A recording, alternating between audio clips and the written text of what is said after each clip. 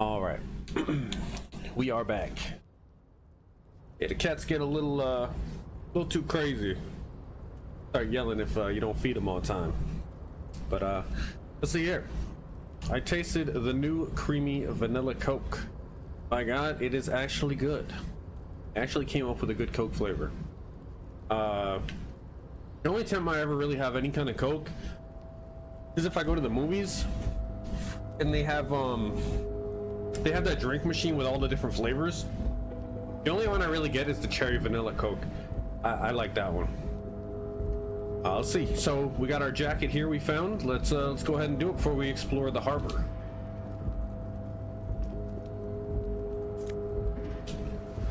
RCM patrol cloak.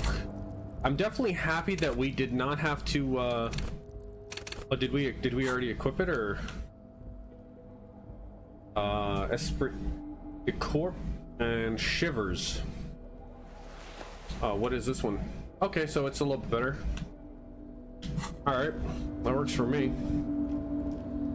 I'm just happy that we didn't have to succumb to the one dude's race stuff.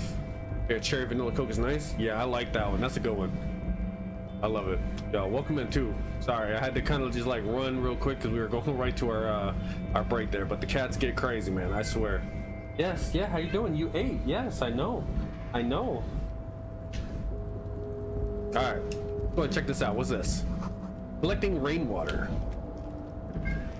Okay, so I think if we go to the right here, that's where we're supposed to go.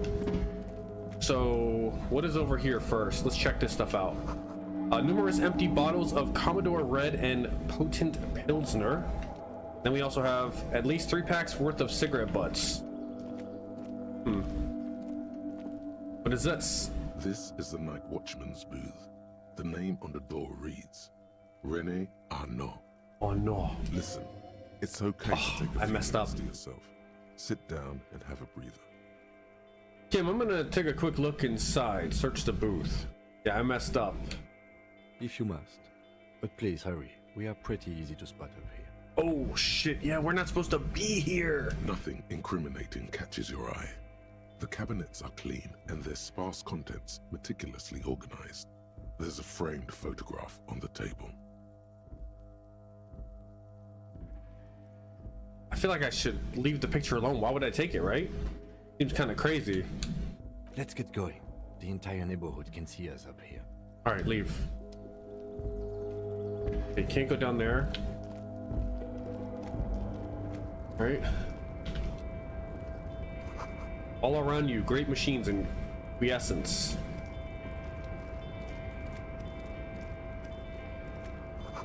White pine trees are printed onto the screen covering. Looks like a forest under snow. All right. Oh, I gotta get over there. I don't want to get caught, but you see faded industrial lettering on the platform. Kvalsund. Kvalsund?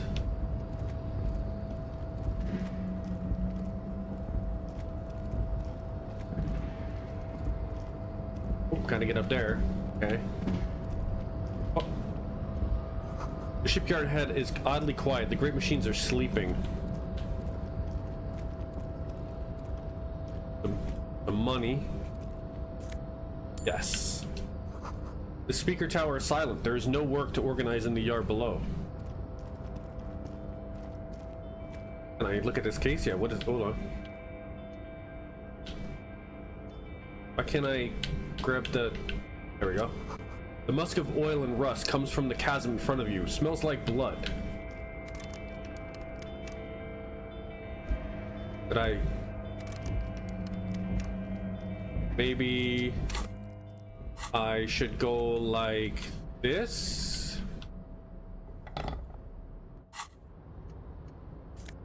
Aha. See.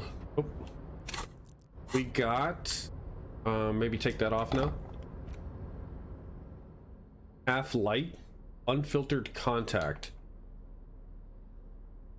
These gloves give us interfacing and half light. Let me see what those do real quick.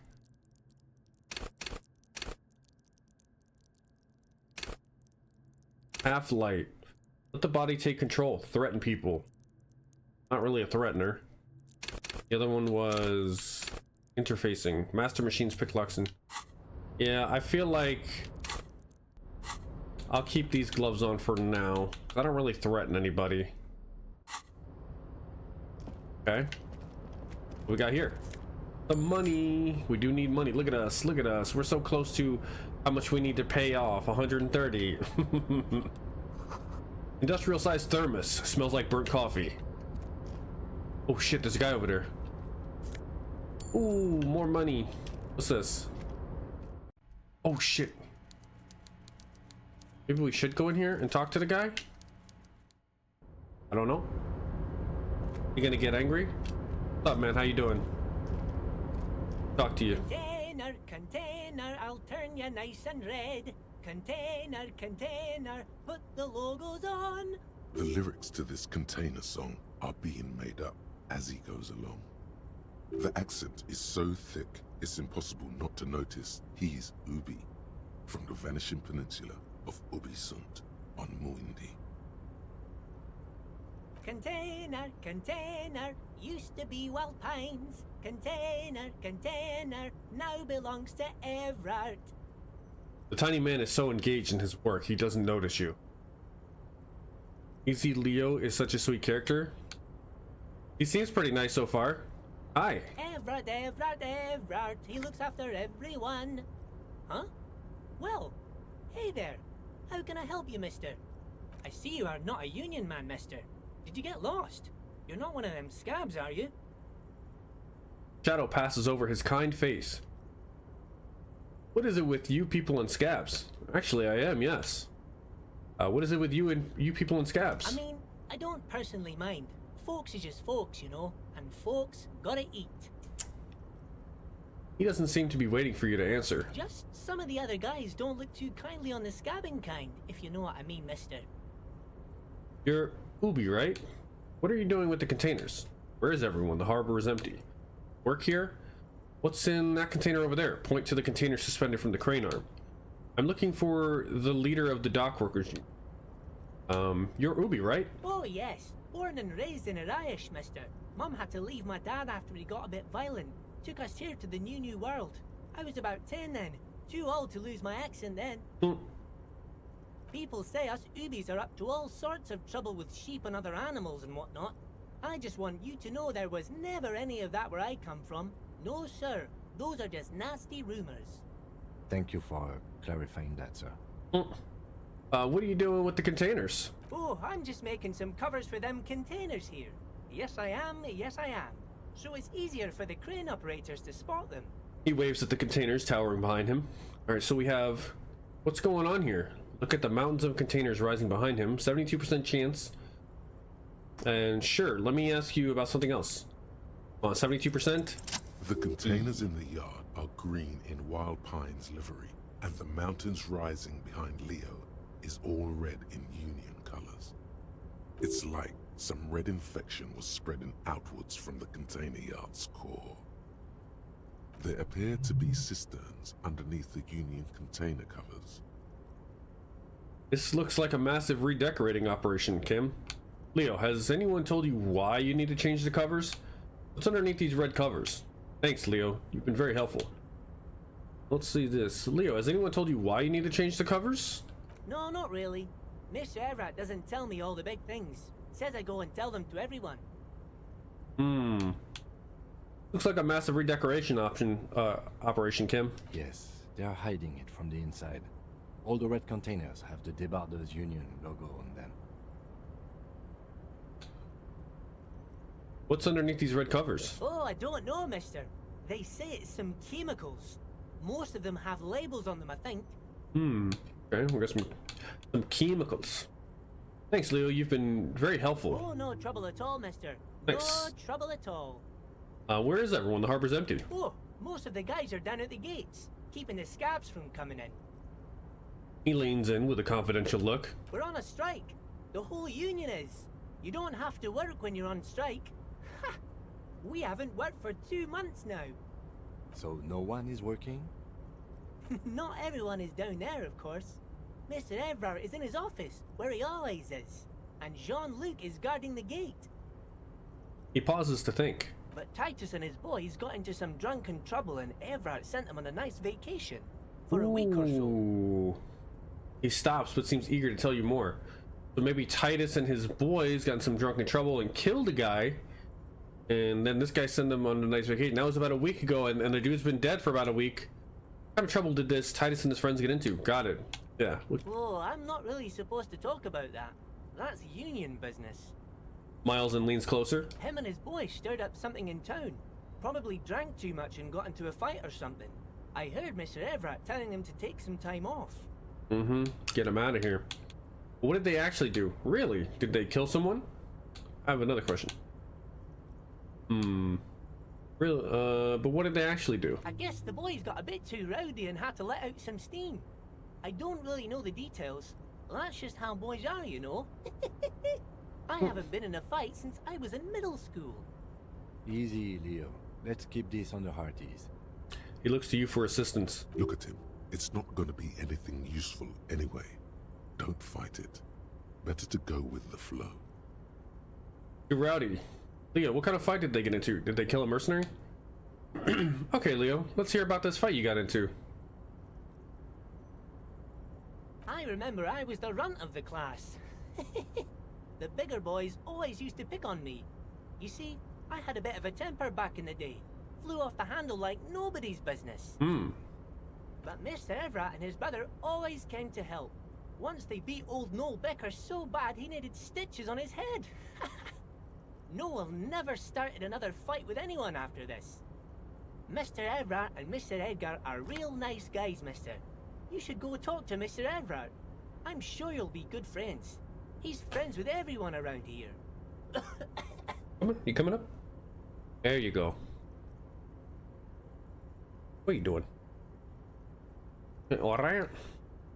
Let's see. I mean, he works there, so we already know this, but I guess we'll ask anyway, just in case we get more information. Do you work here? Yes, yes. Everybody needs a job, and this is mine.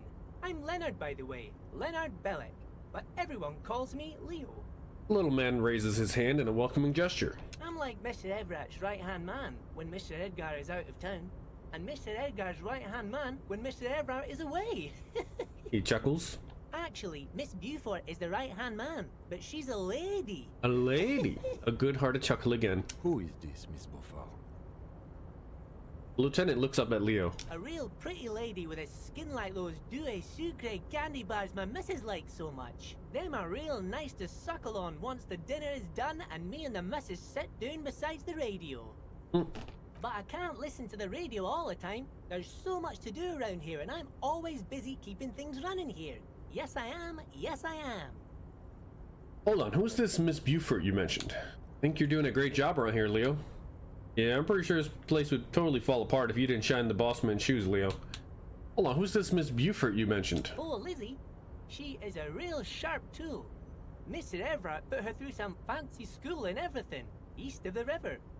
4 years she was gone, and when she came back, she was all fancy and lawyerly. He respects that word. That's obvious. But she's a real nice girl. Grew up in this here neighborhood. Knows everybody and gets along with everyone. Real pillar of the community one day, I'm sure. If me missus and me was to have a child, I'd be real happy if she turned out like her. But she can't have kids. Dr. Lemaitre said so, and she knows about such things. Been a doctor for almost 50 years she has. He sighs and falls silent, watching you meekly with his blue eyes. So Everett trained a lawyer named Miss Beaufort. Interesting. That is kind of interesting. Because, you know, you have a lawyer in your pocket, you could probably get away with quite a bit. I think you're doing a great job around here, Leo. Yes, this place really seems to run like clockwork. Keep Really it get up, Kim Leo. to trust you. Okay. The lieutenant smiles at the little man. Well, thanks a lot. Coming from you, it means a lot, really. You didn't think it was possible, but the smile becomes even wider. Sometimes I feel some of the guys don't really get how much I bust my ass for them here. But you guys are alright. What's in the container over there? Point to the container suspended from the crane arm. Oh, that one. That should be empty as far as I know. Lots of containers here have nothing in them. They're just waiting to be loaded up. He says that, but I feel like that's just what he's been told. I almost feel like whatever's up there is like just being kept out of the way so nobody can get to it. I'm looking for the leader of the dockworkers union. Oh, you want Mr. Everard then? He's an awfully nice fellow, he is. Him and his brother are both nice fellows. They've lived their entire lives in this here neighborhood. He coughs, then continues immediately. Guys like Mr. Everard and Mr. Edgar, his brother, are real good guys. Made Martinez what it is today. Mr. Everard and Mr. Edgar and I went to the same school we did when we were boys. Easy now, Leo. I just want to know where I can find the man. Oh, Mr. Everard is where he always is. In his office, of course. He points to the 2 joint containers on your right. Okay, I'm off. Bye-bye now. He returns to his work. Banner sags under the weight of rain and snow, white waves on red. Okay. Alright, let's get in here. Let's go back in here. What's this? The coffee in the giant thermoses is still lukewarm. A stair made of pallets leading up. Hello there. Can I not go in? Oh, there we go. A taxidermy fish that tells time. Alright, how you doing, sir? Before you is a walrus of a man seated behind a large desk. That's a He big looks ass up chair. From his work, not the least bit surprised to see you. But it looks comfy. That big ass chair looks comfy. With great effort, he straightens himself up in his chair, yet says nothing. He simply stares at you. With a mixture of expectation and impatience, well bottled. Are you in charge of the dock workers? Get straight to business. There's a dead body in a tree. I'm just gonna jump right in. Welcome, Mr. Dubois, Mr. Kitsuragi. It's good of you two to stop by. Please, have a seat. We must have met him before then, I guess, before we lost our memory. So, Mr. Dubois, that's our last name, I guess? He gestures to a tiny chair opposite to his giant desk. So yeah, Dubois. So the initials we found were HDB, so Harry Dubois. I'm Everard Clare, head of the Debarders Union here in Martinez. The man relaxes into his chair and continues. I'd offer you my hand, but unfortunately my health prevents me from getting up. You understand? He looks extremely comfortable. The tiny folding chair, on the other hand, looks like a torture device. You go ahead, detective. The lieutenant nods at you, then the chair. Whatever he has in store for you, it can't be good, he thinks. I'll do my best. Forget about that. What's with this Dubois stuff? You're getting some seriously bad vibes from that name. I'd rather stand. I mean, Kim did tell us that we could take a seat, so I feel like doing that would be, you know, a sign of camaraderie, that we could bounce off of each other a little bit. Take a seat. Excellent, Mr. Dubois. I can see that you're a reasonable man, and reasonable men can be of great use to one another. He gives you a sly wink. Try to wink back. Remain serious. Damn, this chair is uncomfortable. Remain serious. So tell me, how can the head of the Debarders Union help a representative of the Revachol Citizens Militia today? The chair you're sitting on has got to be the most uncomfortable chair in the world. It's violating your You're backside. kidding me. By the way, I heard you got a rather rude reception from a certain Lawrence Gart. Some people have no manners, it pains me to say. This should take care of that nonsense. He points to a giant novelty check on his desk. It's absolutely comically huge. It should be sufficient to cover your expenses for a few days and patch over your differences with a cafeteria manager. Go ahead, take it. Points at it again. Wow, that's 25 real. That's good money. You need it. Wait, you know Gart? Thank you, Everard. Take the comically large check. Take the comically large check, but don't say anything. Keep it. I'm good. Leave the check. You can take the that comically large check and shove it up your ass. Wait, you know Gart? Yes, I know Lawrence. He's a real character. No union man in him. A real piece of work, that boy is. With a grin, he points to the checker game. It's like you're on a game show. At least don't thank him for it. Man, I do need the money, but I'm also not about to take some bribes. I'm a straight-laced cop. Keep it. I'm good. Okay, okay. I respect a man with principles. No handouts, then. He crosses his arms on his ample midsection and sinks further into his chair. Now, I'd like to set your mind at ease about one other matter. Your lost gun. Let me assure you, Union people are on it as we speak. I've got my best hounds looking for that lost gun. His slug-like lips move, but all you hear is an echo. Lost gun, lost gun, lost gun. The world is swallowed by a black hole of fear. Only two words escape its gravitational pull. Lost and gun. Continue. When he said, "Don't worry," he actually meant, be very worried. How do you know about my lost gun? I'm not worried. I got this. I'd appreciate any help you could provide. How do you know about my lost gun? I know everything, Harry. Right now, I know that you're worried. Don't be worried. Everything's going to be all right. It's not like you left it loaded. You didn't lose a loaded gun. Local children aren't out there playing with it right now, pointing it into their own mouths. It's in a safe place. I just know it. I have a feeling everything's going to be all right. It was loaded. There were 2 bullets in it. You always keep at least 2 barrels loaded. -2, the chair is killing you? Oh my god, this fucking chair. Kim? Kim? Turn to Kim. Don't panic. Fuck. If I fuck this up, I'm going to panic. 28% chance.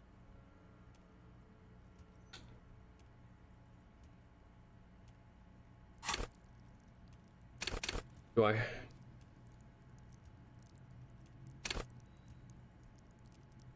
What is it? Composure?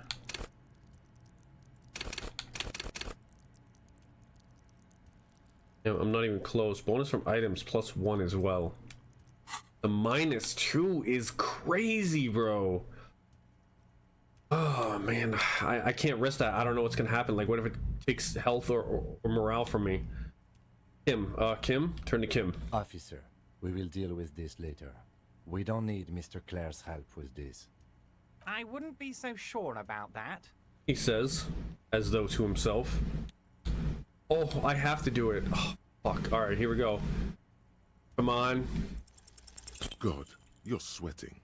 Your knee is jerking. You're about to cry, aren't you? You're about to cry because you My lost morale's your gonna gun, get... and those children are gonna shoot themselves with it.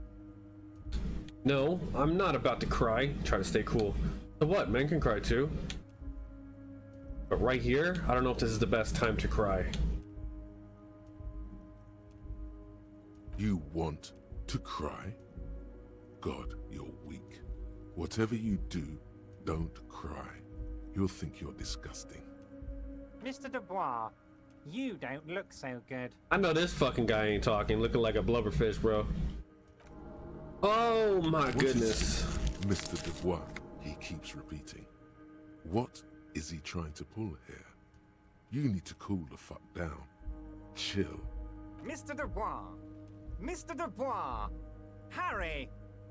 Large man snaps his fingers, but to no effect. You're in some stupor. Keep sliding down the chair like a jello shot. There are no Harrys. Let your mind go to your safe place. Oh. I feel like both of these are not good options.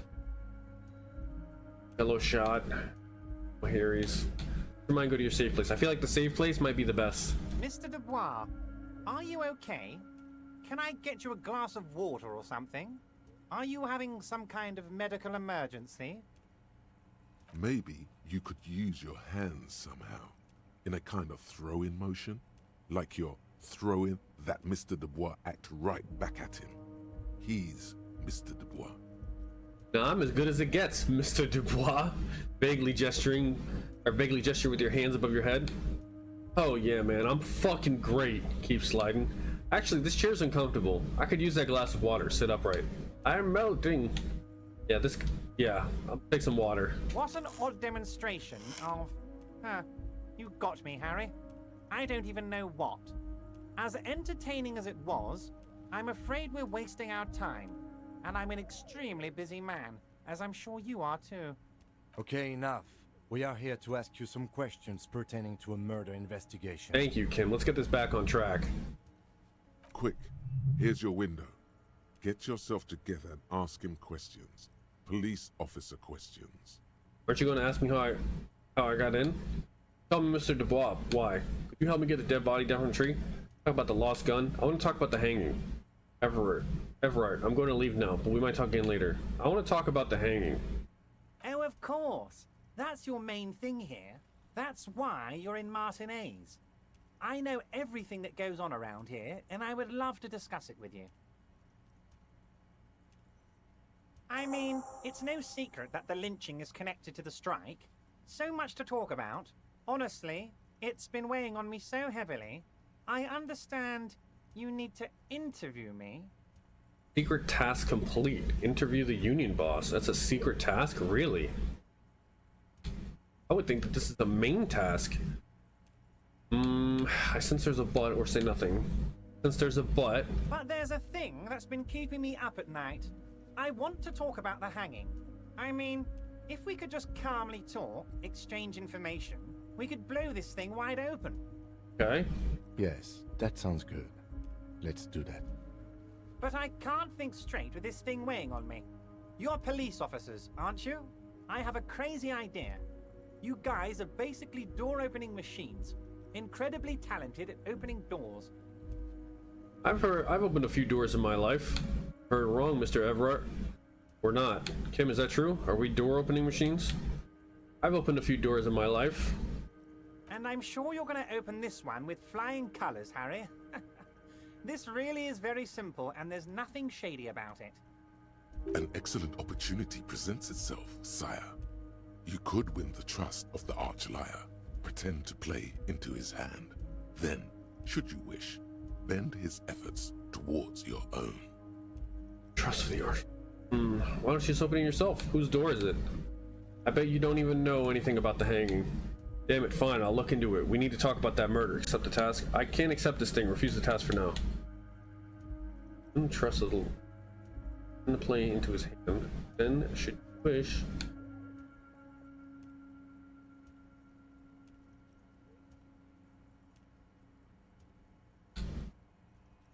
Whose door is it? Oh, no one's. It's just a weasel. A weasel lives there. Nothing for you to worry about. Don't be moving stupid or I'ma use it. Hey man, you use it or you lose it, that's it. What do you mean by a weasel? Speaking of weasels, yo, welcome back, Frank Traps. How you doing? A loud blabbering weasel. When weasels feel no one is watching, they start acting foolishly. He removes his glasses and rubs his nose. Just go there, unlock the door, and leave it open. It's been such a burden on me, Harry. I just want this to be over so I can discuss business with you. He puts his glasses back on. Why don't you just open it yourself? Harry, I'm a very busy man, and more importantly, I don't have that extraordinary physique you do. You look like you could run around all day. You want to send someone a message that the police are working for you. I repeat, I'm a very, very busy man, Mr. Kitsuragi, and therefore I must occasionally enlist outside help. So what will it be, Harry? I'm gonna take that for now because you acknowledged me coming back. I'm just surprised you did, because every time you say, hey, I'll be back, or give me like 5 minutes, I don't see you for like a couple of days, you know? But it's like, you know, how am I supposed to forget you, bro? You know what I'm saying? What if I can't forget you? Damn it. Fine. I'll look into it. We need to talk about that murder. Fantastic, my friend. Just let me know when it's done and we can take our friendship to the next level. He flicks his fingers. You can get the key from Manana. He's down by the gate. Okay, I remember him. Manana's like a free agent in the Union. Special operations. Hardened socialist. A real free thinker too. He'll tell you precisely where the door is. One last thing, Harry. Just open the door. You don't need to go in or anything. I just want that weasel to come home and see the unlocked door. Why can't Manana just use the key he has to open the door? Aren't you going to ask me how I got in? You called me Mr. Dubois? Oh, he's just going to tell me where the door is. He's not going to tell me... Oh, okay. Just spreading my cultural trauma? Cultural trauma? What are you talking about? Tell me, Mr. Dubois, why? Could you help me get a dead body down from a tree? Yeah, let's see. Aren't you gonna ask me how I got in? Harry, honestly, I'm just relieved you didn't get a hernia. A man your age... At my age? What are you implying? I'm at the peak of my abilities. I too am surprised by the resilience and athleticism of this tool I've been provided with. Tap your chest. My body's gonna break down any moment now. Probably push it to the limit. Enough wackiness, let's get back to business. Everybody dead? Went to get milk, man? Ah, okay. Take a while. Okay. I too am surprised by the resilience and athleticism of this tool I've been provided with. Yes, Harry. You are obviously in peak physical condition, and I salute both your initiative and your physical prowess. Very impressive, Harry. Very impressive. Anyway, I assure you, I am a very well-informed man. Information reaches me before I even get the chance to request it. Can you help me get a dead body down from a tree? You might have noticed there's one hanging on a tree behind the hostel cafeteria. Damn, it's 7 p.m.? That's crazy. Oh my. Don't take this question personally, but why would I get involved in this matter? Mr. Clare, the man was hanged with a cargo belt. A steel-reinforced cargo belt. It's safe to assume the Union had something to do with the murder. Besides, getting the body down would benefit all of us. It's a stain on the neighborhood. Also, I studied the footprints at the crime scene. Worker boots. Yeah, the belt thing. Say nothing. You're a community leader. Help your community out. Yeah, I studied the footprints. I can certainly see how having him up there might start affecting some real estate values. He licks his fat lips and smiles. But of course, all joking aside, I am going to help you. He picks up the handset of a radio phone to his right, then clicks a button. Jean-Luc, my boy, I'm sending 2 police officers down. They have a dead body in a tree problem they need help with. Namely, they need it to be taken down. And Jean, please take it easy with the race science. That's a yes to getting the body down, no to the race science.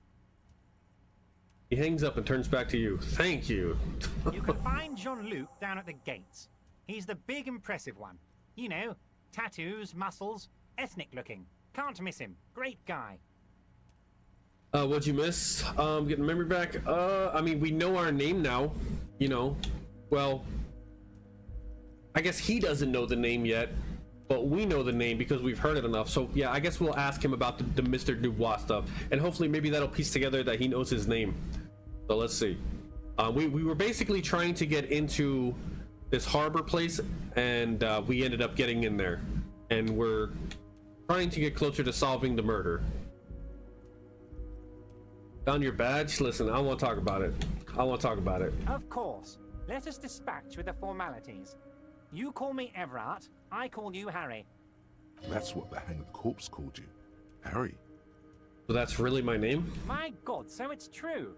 I didn't want to believe it, but you are a fantastic science fiction amnesiac cop, aren't you? What are the odds of that? I think the odds of that are very low. It might be a good idea to hide your confusion. I mean, see what his game is first. My memory's fine. I'm just testing you. So good to hear that, Harry. Apparently my sources were wrong. However, if you did have a spot of memory trouble, I could help you out. With my big fat folder. Words flow like a river of honey from his... This man's got, like, all the info. I guess word has already reached him. No matter. No harm done.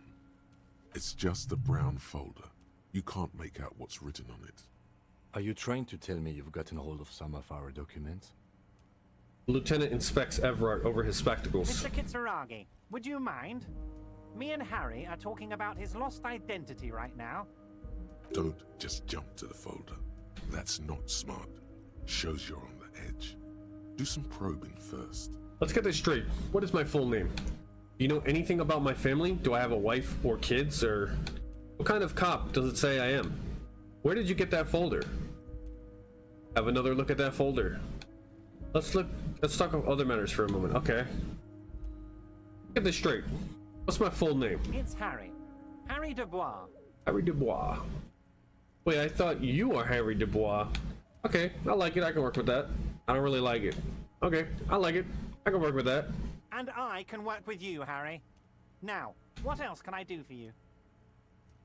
Do you know anything about my family? Do I have a wife or kids or... Family? Harry, you're not a family man. There's not one peep of family in here. Unless you think you're a family man. Do you strike yourself as a family man, Harry? You're right, I don't. Highlighted option is an RNG event. I think I do. I'll be a wonderful father. Never mind the family. You're right, I don't. That's why I like you, The Harry. highlighted option, That good yes, man is knows one of the both his ones... strengths and his weaknesses, and you, my friend, you are one of the all-time greats. The highlighted option, yeah, see how it starts with like drama, medium 11? Because drama is one of our stats right here. Here it is, right up here. So whenever you see that, it tells you which stat it applies to, and then it also tells you the difficulty. So it says medium 11.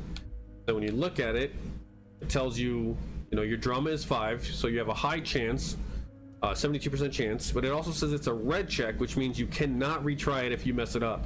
There's white checks, which they allow you to retry it. Other thing, don't look at the authority, bruh.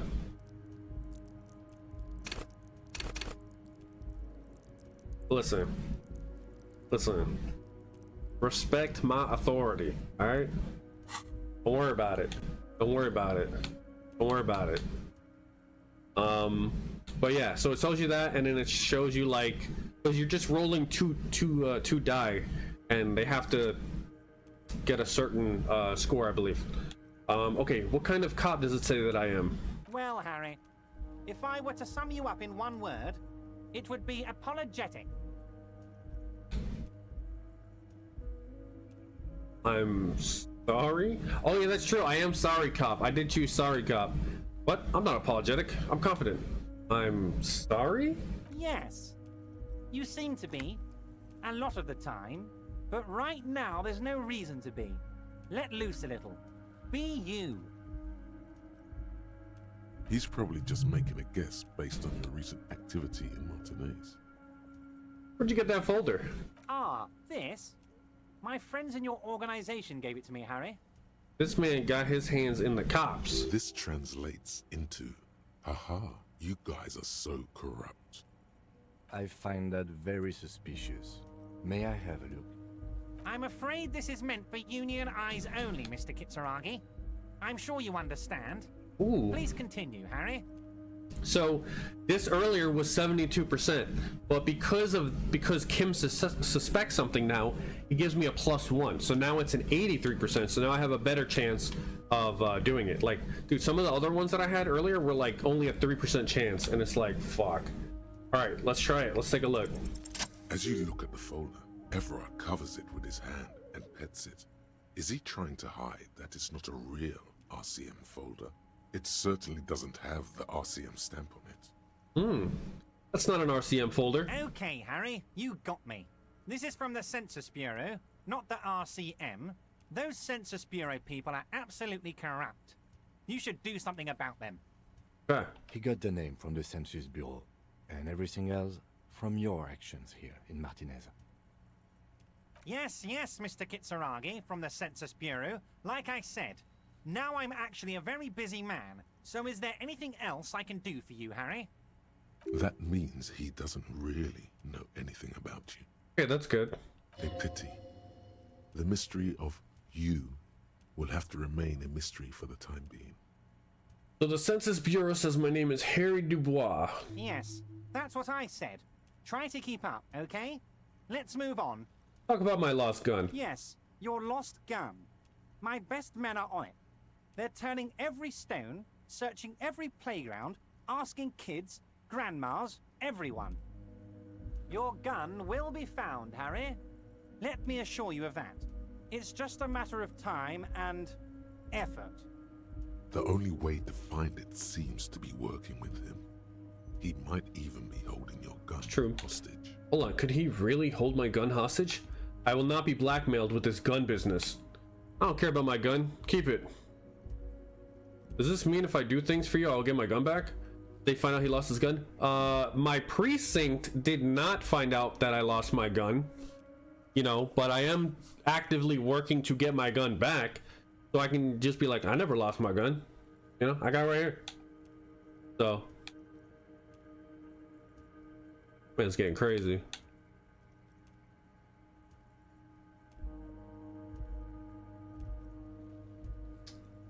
Let's see.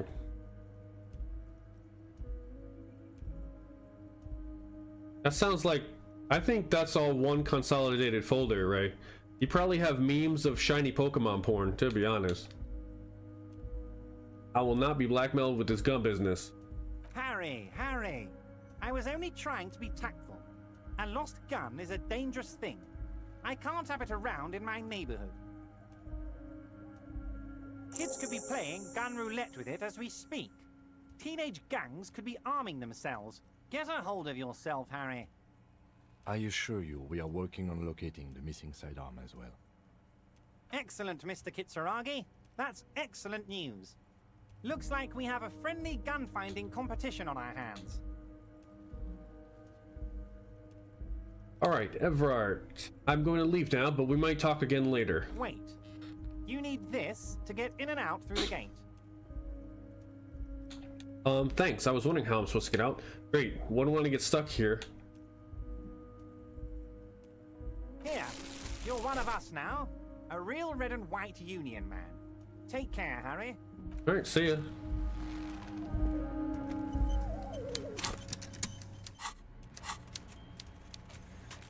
Like getting the body down. Go to Measurehead on the gates and ask him to get the body down. Cool, cool, cool.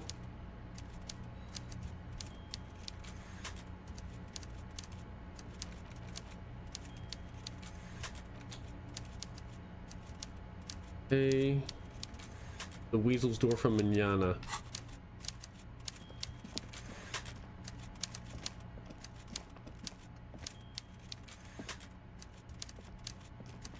Go this way.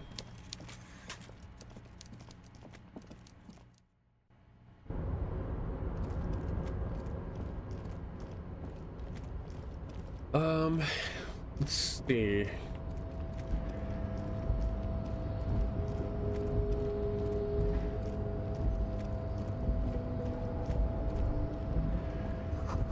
Bossland means whale fjord in Arden.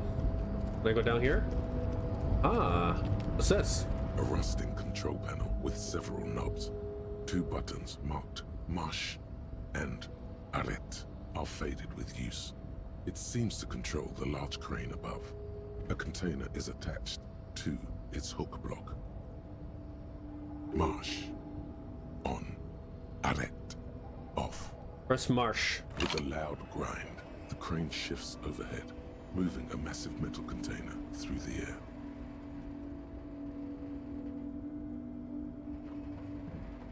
Hey, I really want to see what's in here.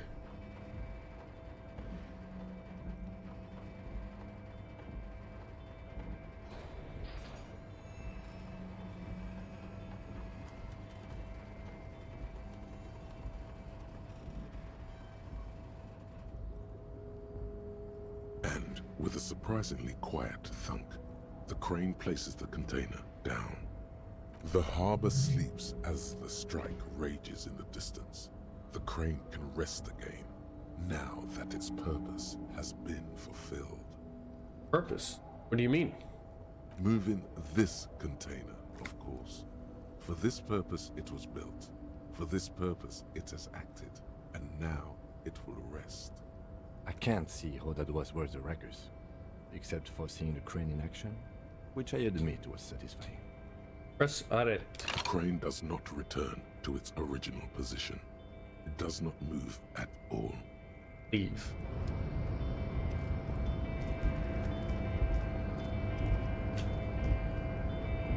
Before you stands a cargo container, just one of many in the yard. Lieutenant, I think there's something special about this container. You do? Because I don't. Why? Why not? There are a million containers here. Why are you fixating on this one? Hanging from the crane? I don't know, Kim. It just feels special. Inspect the container. Maybe there's contraband in there. You're right, it's probably nothing. It was hanging from the crane. You just picked one out because you wanted to interact with a cargo container. Telling you, Kim. We are not here to interact with containers. We are here to talk to the Union, right? Knock on the No door. reply. The knock produces a hollow ring of metal. Doesn't sound like there's anything inside the container. There might be something in there, but like real small. Open it. You attempt to turn the handle, to no avail. Mechanically The doors locked. seem to be mechanically locked. To your left, the lieutenant considers your actions with some puzzlement. Fuck, bro, persuade the door to open? What? Persuade the door to open? Impossible. Very low, 3%. We can do it, you know what I'm saying? So you're saying there's a chance. 3%. My rhetoric.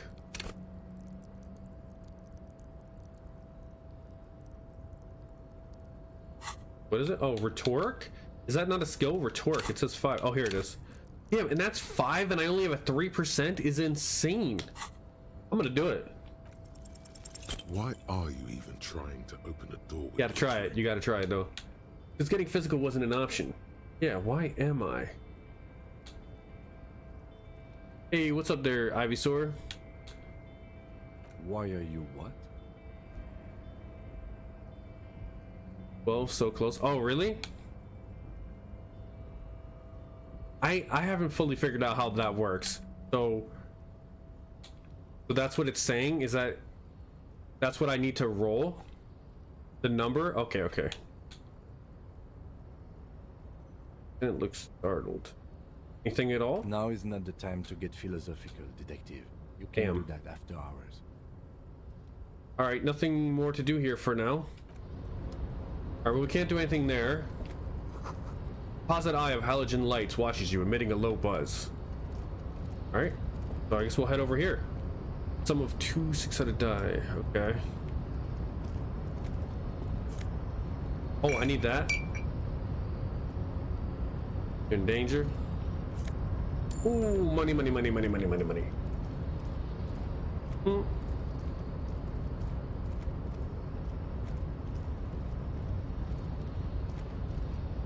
That's that, okay. Just over here.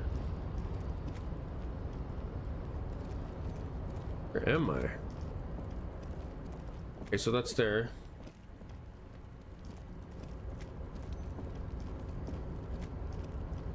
Can I go this way? No. But can I go in this door? Aha! We were not able to get in here before. Hold on. Whoa, there's a lot of stuff. Oh, that's how we get out. What's this? The radio is emitting strange buzzing sounds.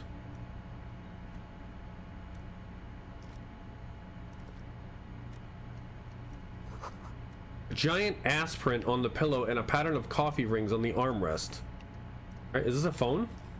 What is this? An imposing combination of a punch clock and a payphone is looking down at you from the wall. A note on the side says, "Tokens unavailable due to strike. Use change." Although, you know, I think someone did, when I was talking to Sylvie, she mentioned this one, and then there was another phone somewhere else. Sure, I mean, I guess let's do The machine it. swallows your coin and seems to be waiting for your next move. Alright, so how do I know what I need to roll? I need to roll a 12, is that what that's saying? Challenging 12? Because it says interfacing 5, so that's my skill. High 92%. +2, heard your name. +1, long way home.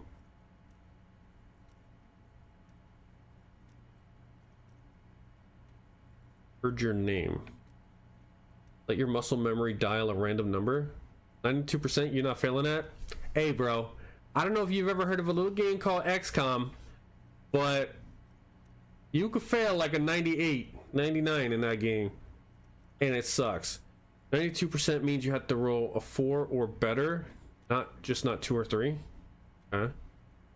Huh. Alright. Let your muscle memory dial a random number. If I fail this, frame traps. Alright, I'm about to say, man. 005. That's the dialing code for Revachol. 4952. And a moment of hesitation before entering the final numbers. Earl's 4. See? 993. See? I almost failed, frame traps. I almost failed.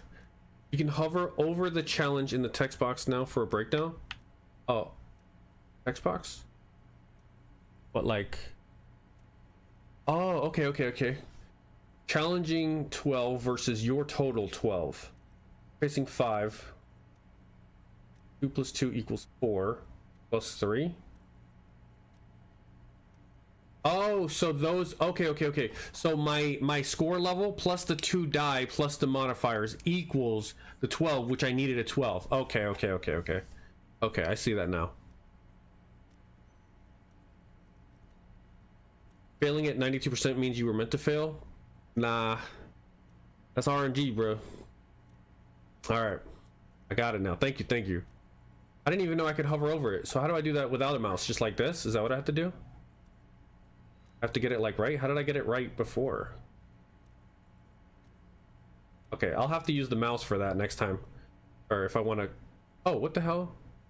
How did I do that? Alright, well, let's just continue. Calling. Still calling. Then. Video Revachol, 24-hour video rental. You rent 8 and 10mm film for home use. This is Lammy. How may I help you? The voice of a youngster on the other end sounds as enthusiastic as that of a man walking towards the gallows. Franchise, let me tell you something. That shit says 3%. I mean, you gotta go for it. You gotta go for it, you know? Because, you know, when you hit that 3%, nothing feels better. I mean, you already expect to lose, so if you win, you know what I'm saying? That's it. What is this place? Video Revachol is a 24-hour video rental. We rent 8 and 10mm film for home use. This is Lammy. No, I meant, what is this place to me? You know me? Why did I call you? No, I mean, what is this? Yeah, what is this place to me? Sir, I don't know. It's a video rental. Maybe you rent videos here. You know me? No. Why did I call you? Maybe you called to extend your rental period? Do you need to extend your rental period? My name is Harry Dubois. Do you have anything on my name? Let me fire up the machine. Dubois. Here we are. You haven't rented anything in 5 years, but you still have a copy of Blue Ocean Hell from November 46. Whoa, not a fun film, that one. What kind of film is that? It's not an easy watch. After the death of his daughter and subsequent divorce, Ziemsk immigrant Egidius Wojcik tries to come to terms with the onset of dementia. No wonder no one's been missing it.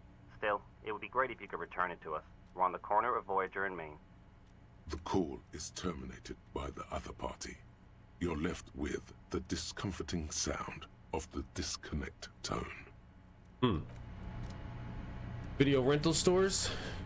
Yo, what's up, new? Is it, or new bike? Yeah, I remember video rental stores. They were pretty great. I used to like when you could like rent games from Blockbuster as a kid. Stuff like that was cool. I actually, when Netflix still had it, I had the thing where you could at least get like DVDs sent to you. I thought that was cool. Someone is habitually chilling next to the radio. There's a lot of things that they're just gone. What is this? Book La Fume Volume something? There's some games you remember renting but never buying. Renting but never buying. I mean, I feel like I eventually got some of those games. maybe there was a game. I don't know if I ever actually owned it, but I for sure rented it. Rock, Legend of the Gobos. Let me tell you something. That game was something.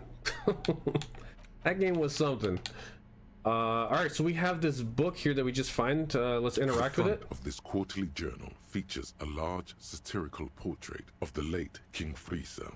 From the sides of his head, a pair of white antlers spread to the corners of the cover.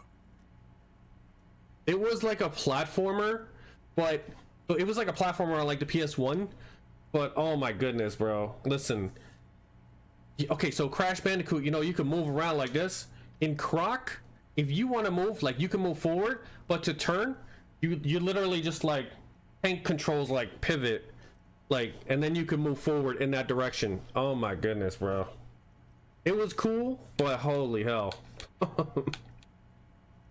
Why antlers? Because white antlers are one of the symbols of communism. They represent a society in accord Like with Spyro? the natural world and at the same time above it. I think I rented Spyro too, but I also did eventually get Spyro. That was a lot of fun. I feel like Spyro, even though it was, you know, had some of that, was at least a little bit more fluid. This game was clunky as hell, bro. I think this game wanted to be Spyro and Crash really bad, and it just fizzled out. But they did just remaster it, I think, with better controls. Yeah, I think it just got remastered recently. Why Friesel? Because Friesel was incompetent, foolish, and cruel. In short, the embodiment of everything the communards wished to overthrow. It's satire, you see. Flip through the pages, see what catches your eye. To your disappointment, there aren't any full-color pictures to direct your attention. Just column after column of closely set text, interrupted occasionally by little doodles in black and white. After rifling the pages with your thumb several times, you return to the table of contents. The magazine is divided into several sections. International developments, Kunst und Kultur, and local concerns. Just inside the cover, there's also an editor's note. There was I mean, like I said, some of the other games that I rented, like I actually did end up getting. Like we went to Blockbuster one time, me and my dad, and we wanted to get something, you know, and we saw Crash Team Racing, or no, maybe it was, I think it was either Ape Escape or Crash Team Racing, and this guy picked up the last Crash Team Racing, and I think he was like, oh, you could have it, I'll get this one instead. So instead of getting Ape Escape, I never actually got to play Ape Escape. We ended up getting Crash Team Racing, and Crash Team Racing was just such a fun time. Let's see, let's read the editor's note on this one. Comrade, as you know, this journal takes its name from Mazov's immortal expression, du cristal à la fumée. This was his way of describing the way the rigid, crystalline structures of capitalist ideology turn to smoke under communism. But, like the structures of capitalist ideology, we too are at risk of going à la fumée, unlike many publications which are content to spoon-feed their readers reassuring drivel. La Fumée is committed to telling the radical truth, even when that truth may drive away potential subscribers. Only 4 issues in, and it sounds like they've already alienated their readership. So please, if you value our radical Mazovian perspective on contemporary politics, culture, and international affairs, please consider subscribing today. Yours in struggle, the editors. What are you doing? Bye. Okay. Tim, I think this is a communist magazine. Play it cool, pretend everything's in order. What do you expect? It was laying around the office of the Debarders Union. They're probably bankrolling the thing. You flip back to the front of the magazine. The table of contents unfolds before you. I want to catch up on international developments. This section includes a long, tedious critique of the latest round of free trade negotiations between the EPIS nations and the Free State of Semenine. You also skip over an article about heavy fuel oil smuggling along the Messina border. Something about bear wrestling. Bear in wrestling. Samara, book riots in Yugograd. Bear wrestling is crazy. Whoa, whoa, whoa. Bear wrestling. Okay. Flip back to Yeah, that. he caught my eye with that too. All right, let's see what this bear wrestling is all about. Seems a little too foreign for my taste. Yeah, the bear wrestling. It seems to be part of a new public fitness initiative in the People's Republic of Samara, SRV, devised and promoted by none other than President Kanajinsky himself.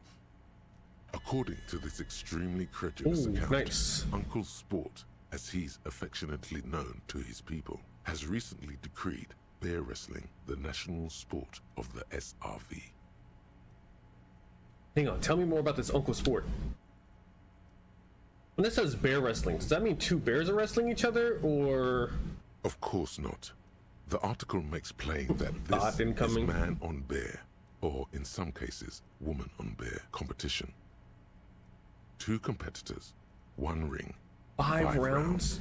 or until incapacitation. Hi, cat. Yeah, he's just chilling. He's just chilling. 5 rounds against a bear? I feel like 1 would be enough. According to the SRV's Ministry of Information, the program has been a tremendous success.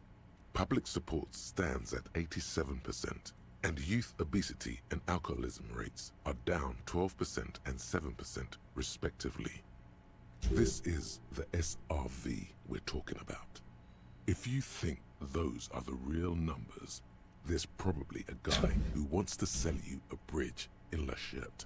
I guess it's hard to fight a bear if you're out of shape. Guess it's hard to fight a bear if you're drunk. Not sure I trust these numbers. What are you, a statistician? Did the moral intern send you on a fact-finding mission?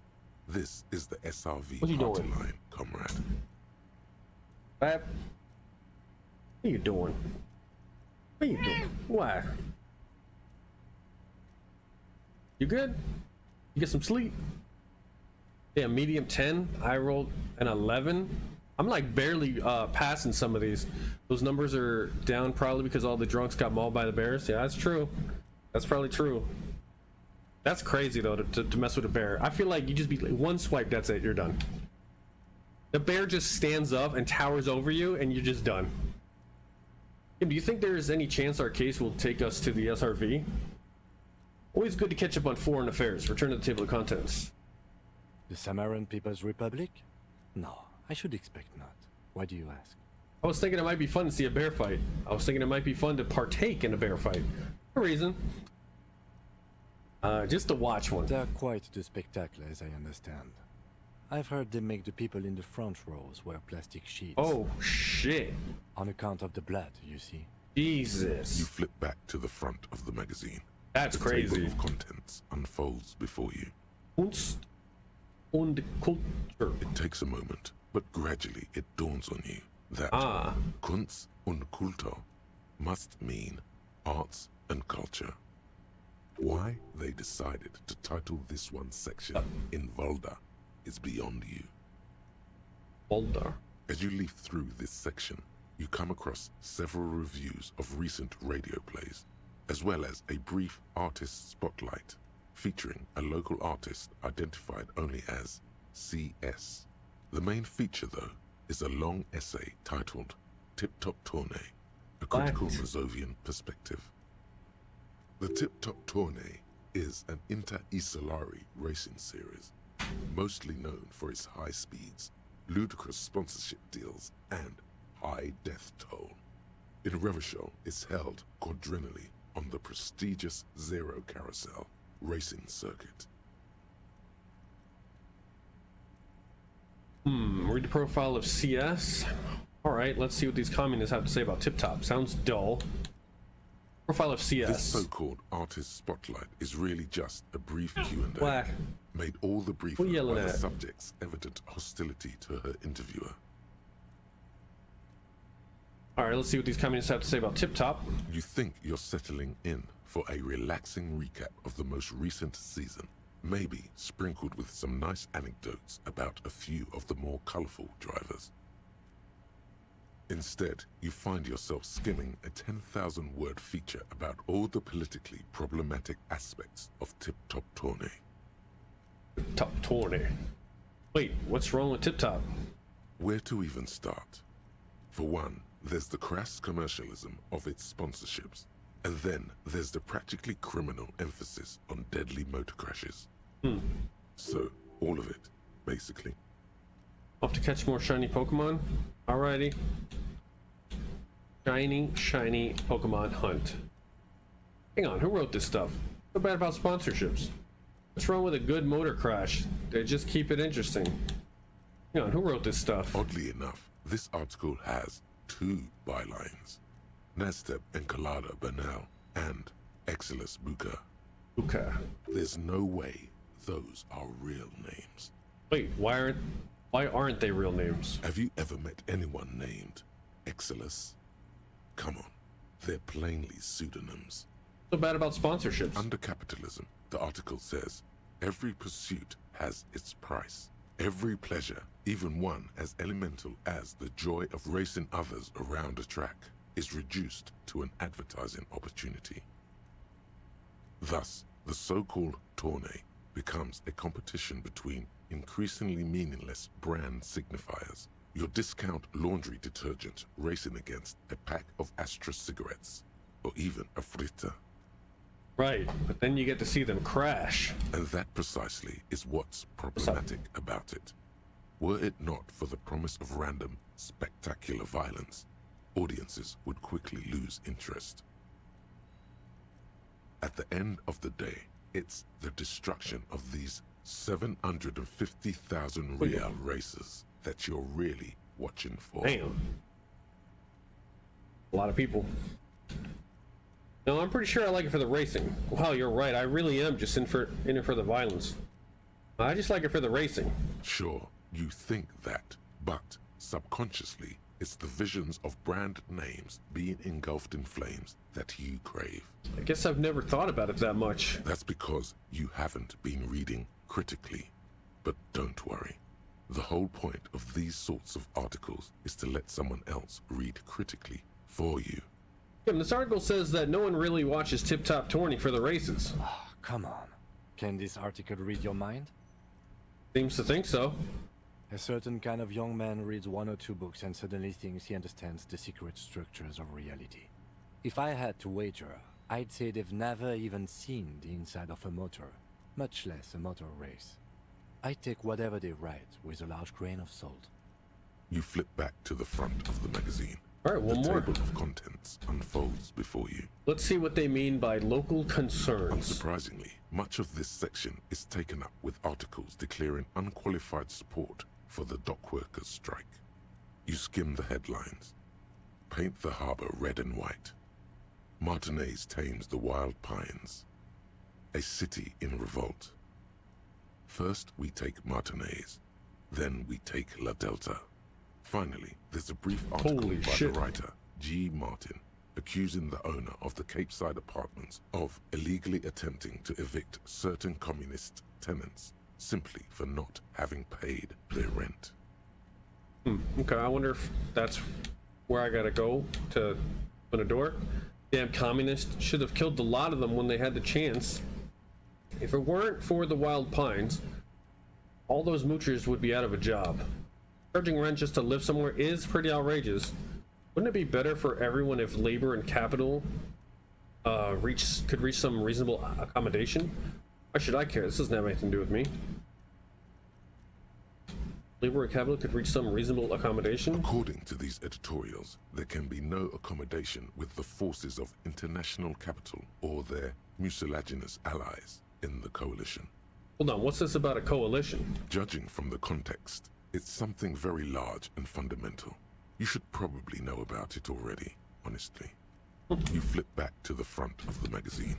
The table of contents unfolds before you. Alright. Okay. Oh, we got this. Yeah, the thought. A white morning. Oh, didn't they? I thought they read this to us last time. I guess not. This time. And the little guy gets smaller and smaller as you rise above the dollhouse world. You read the note? Oh, the note in the ledger? Yeah, I read that, and then I passed out. So yeah, I'm pretty sure that's where I got this. You see him out in the snow on the streets, in the shop on the corner, and finally, in a matchbox house, sitting by the window, white flowers on the windowsill. You can smell them from up here. It's awful. A white morning, a modern death, divorce, or something similar. All you can do is put more distance between you and him, make him smaller, make him less you. Sounds like I got divorce. 20% zoom out distance. All motorics learning caps raised by 1. That sounds pretty good. Letter in the ledger, yeah. So yeah, I got these are the ones I have, and I'm working on these ones right now. The bow collector's almost done, and rigorous self-critique. That's why my authority was so shit. All right. Wait, what is this? What's this? We're getting reports of normal, reasonable, temperate, political opinions somewhere in Martinez. You must be mistaken. I'm a real radical. That's me, Mr. Reasonable. Someone's got to keep it sane around here. This is because I keep saying none of the above to political stuff, isn't it? Mr. Reasonable, someone's got to keep it sane around here. The air suddenly feels calmer, more transparent in a strangely tender way. Perhaps it's the hangover. Perhaps it's a temporary surge of serotonin. But something tells you, it's time to become a citizen of the Kingdom of Conscience. First, where is this Kingdom of Conscience? No more talk. Sign me up for a passport. Opt in?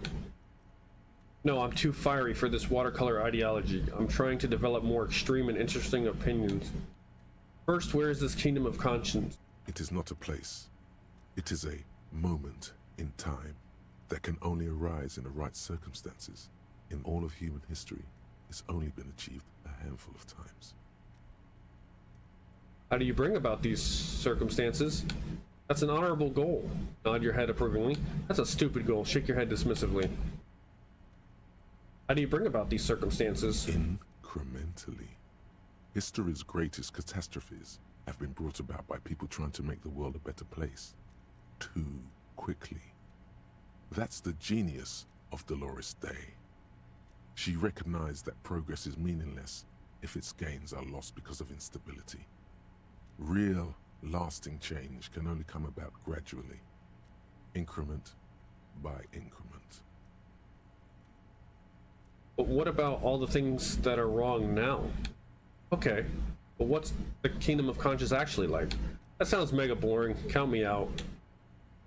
What about all the things that are wrong now? Tisk tisk. Just because you live in the present doesn't mean you have the right to place your needs above the needs of the future. You may never live to see the Kingdom of Conscience. Your children may not. Even your grandchildren might not. But that's no excuse not to keep working. What rationality? What sang-froid? Wait, is the Kingdom of Conscience really about doing things or just preserving the status quo? Okay, but what was the Kingdom of Conscience actually like? Do you believe the status quo is preferable to chaos and bloodshed? Yes?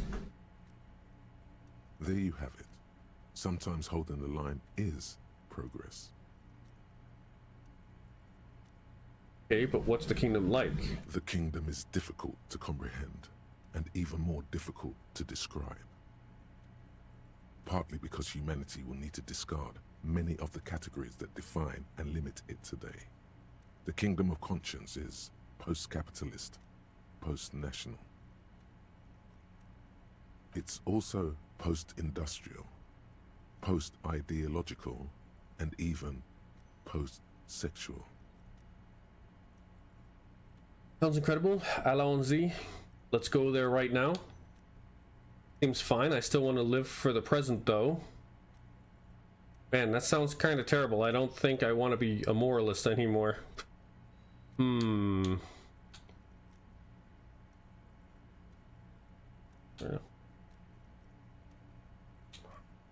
I really don't know what I'm signing up for. If I really seems fine. Don't want to live in the present though. Who does he want to live in the present though? Go there right now. Slow down, Mr. Reasonable. Did you miss the part about compromising and taking things slow? Oh right, and let's get there eventually. That's right. Remember, Thought gained. real democracy is just around the corner for Revachol. When that real democracy kicks in, a long time from now, we are all going to be so much happier. Okay, so we got a new thought. I don't have a point though to make a new. I've been using my points for these. I don't know if I'm good or not, if I should be putting them into my other checks. -2 to half-light. Oof. Oh, it's only an hour and 25 minutes, so that's not terrible. Not terrible. And there's a lot of these. Oh, there's a lot of these. Oh man, there's a lot of these.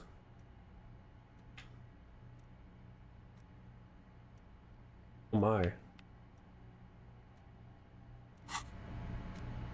There's a lot of those. All right, what's this? Someone left the coffee machine on. A standard office file cabinet. The drawer seemed to be locked. On second glance, someone has forgotten to properly close one of the drawers. It's unfortunate for the Union to just leave their paperwork lying around like this. Open the drawer. The drawer opens smoothly. Inside is a well-organized selection of brown folders. It's getting late in the day. Browse through the folders. Hundreds of documents containing logistical data. Two kinds of transactions stand out. Materials coming into Revachol from the outside world, from Muindi, Grad, and even Ilmara. And the same materials being handed over to companies inside Revachol. Kuron, Coal City, La Delta, and Jamrock are listed among the many districts where the imports are being sold.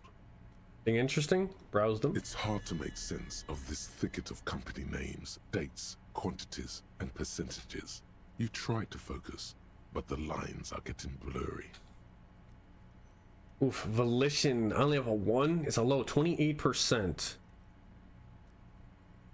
Oof, 1. So I would need to roll at least like a 9. Damn, yeah, that's kind of taking a nap. All right, good night. Browse through the folders.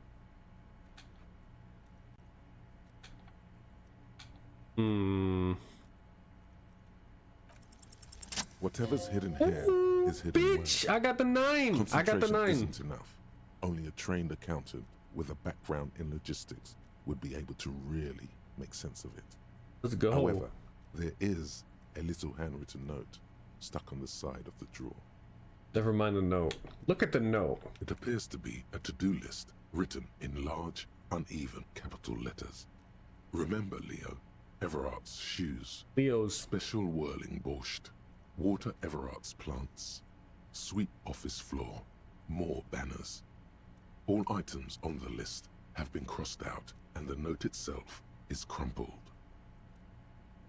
Look, Kim, a to-do note with a list of errands for Everard. Or the note. One of his aides must have left it. Nothing incriminating here. The special borscht seems a bit odd in the list. Ah, whirling, because the whirling in rags. That seems kind of, yeah. Take another look at the note. Remember, Leo, Everard's shoes. Special whirling borscht. Water Everard's plants. Sweep office floor. All items on the list have been crossed out, and the note itself is crumpled. Okay. The drawer slides shut smoothly. Yeah, I thought that the borscht sounded kind of crazy too. It's early in the morning. Yeah, this one's voiced. The world is dark blue. The sparks light her face. A delicate composition of triangles. The streets seem to grow longer, like in a dolly zoom. And there's something in the air as you stand there and wave back at the shapes growing smaller and smaller. Something that has always been there. A great see-through world, The tenderness you feel. The ghost of Revachol between you, carrying your signals. The holy messenger. +3 to shivers.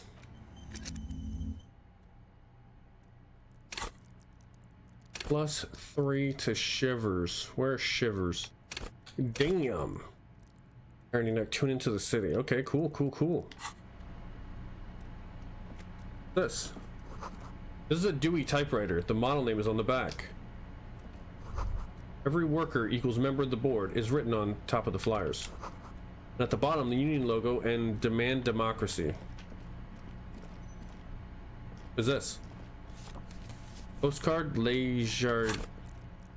What did it say? It's just a postcard. Okay, it says it'll sell, so I guess I just sell that. Aha, some magnesium. Nice, nice, nice. I did need that. So should we go back and talk to what's his name to see if he'll say anything about the borscht? The whirling borscht? Might as well check just in case. Because I mean, if that's that could potentially give us some type of clue.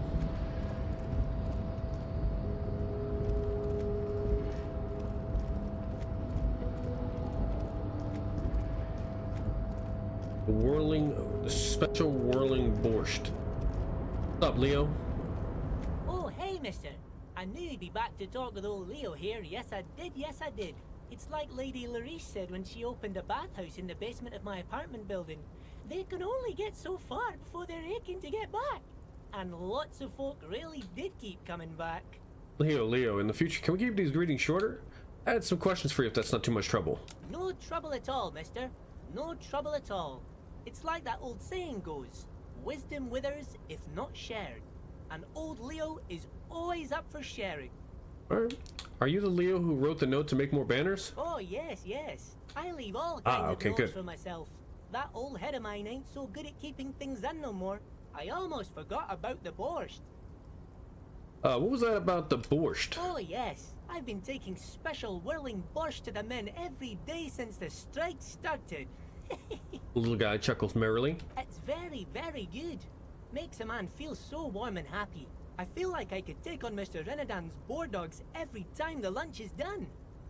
What do you mean by taking this soup to the men? Is it for striking? Yes, yes. I'm taking it to them.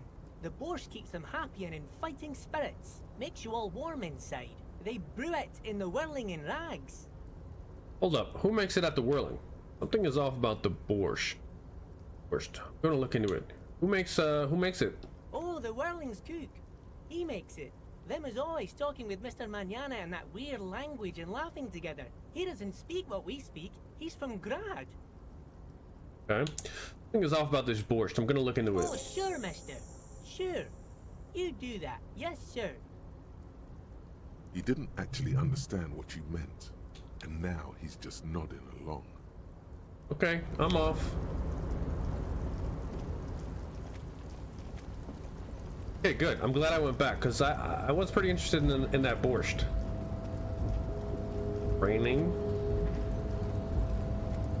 All right. So we need to talk to Mignana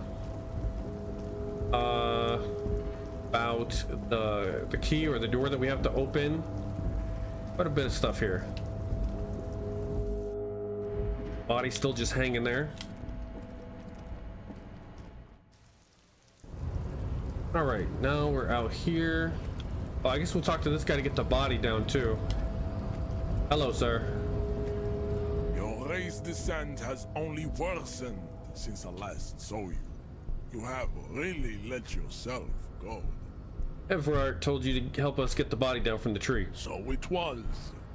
You surmounted the harbor wall in a display of athletic prowess to reach my superior. Then had him give me an order. I salute your cunning, and I will remove the body from the tree. Nice. With my bare hands. You're so noble, Measurehead. There's a but. But while I am gone, someone must stand guard on the bridge. Oh.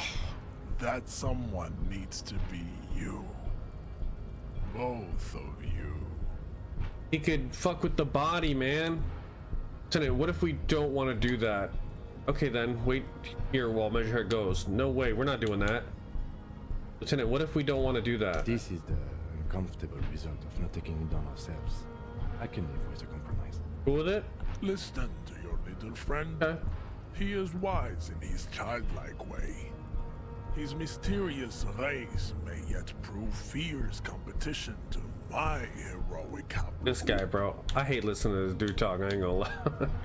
Okay then, wait here while Measurehead goes. Babe, see that they stay here the whole time.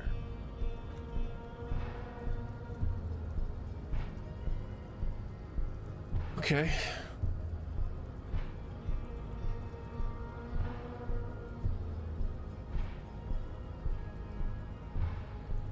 The woman's gaze follows Measurehead as he leaves. So, you guys are like cops or something?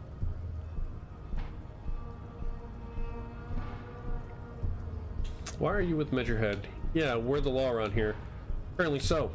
We're just trying to keep things from going to shit. Why are you with Measurehead? Look at him. His craniometric perfection. Are you cops or what? We're just trying to keep things from going to shit. Or apparently so. Apparently so. Cool. I like men with guns and power. I'm Katya, by the way. You hear that? That sound. He's breaking something. Yeah, Jean-Luc must be really tearing it up over there. I wish I could see it. I also wish I could see it. I don't. I've seen enough of the dead body already. I also wish I could see it. Look at you! RCM rent-a-cops! Guarding that bridge like Everott's lapdogs! Is this where it's at now? Oh, the man. RCM is for sale! And who are you? What is your business here? Why are your clothes 4 sizes too small for you? What the fuck? Shit or get off the crapper, assholes. I'll work with whoever I want. Yes, I am an unbelievably corrupt cop. I am corrupt every opportunity I get. None of your business. I'll work with whoever I want. Work with whoever I want. That's none of your business.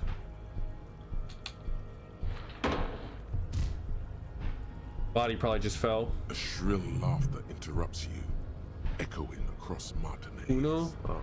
It's Kuno. Then, the man turns to look behind him at the behemoth appearing around the corner, approaching him, walking past him.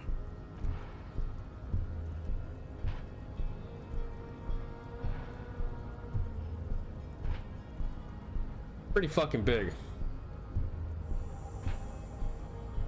The corpse has been removed from the tree. Stand down and congratulate yourself. You have sided with Ray's victory today. There's been no side choosing. We did what we had to do to keep order. Thank you for your cooperation, Measurehead. And what you had to do was to become a Union man for all to see. Goodbye. Alright, let's go check the body. Well, I guess we have to talk to this guy too. Vinyana. So, how'd you like our harbor? You've been in there, he means. Talked to the boss man too, probably. Labor Utopia. Was nice enough. Complete shit. Labor Utopia. It's but a rest area on the path leading across open plains. He notes solemnly, then turns to you, a wide smile adorning his face. Right.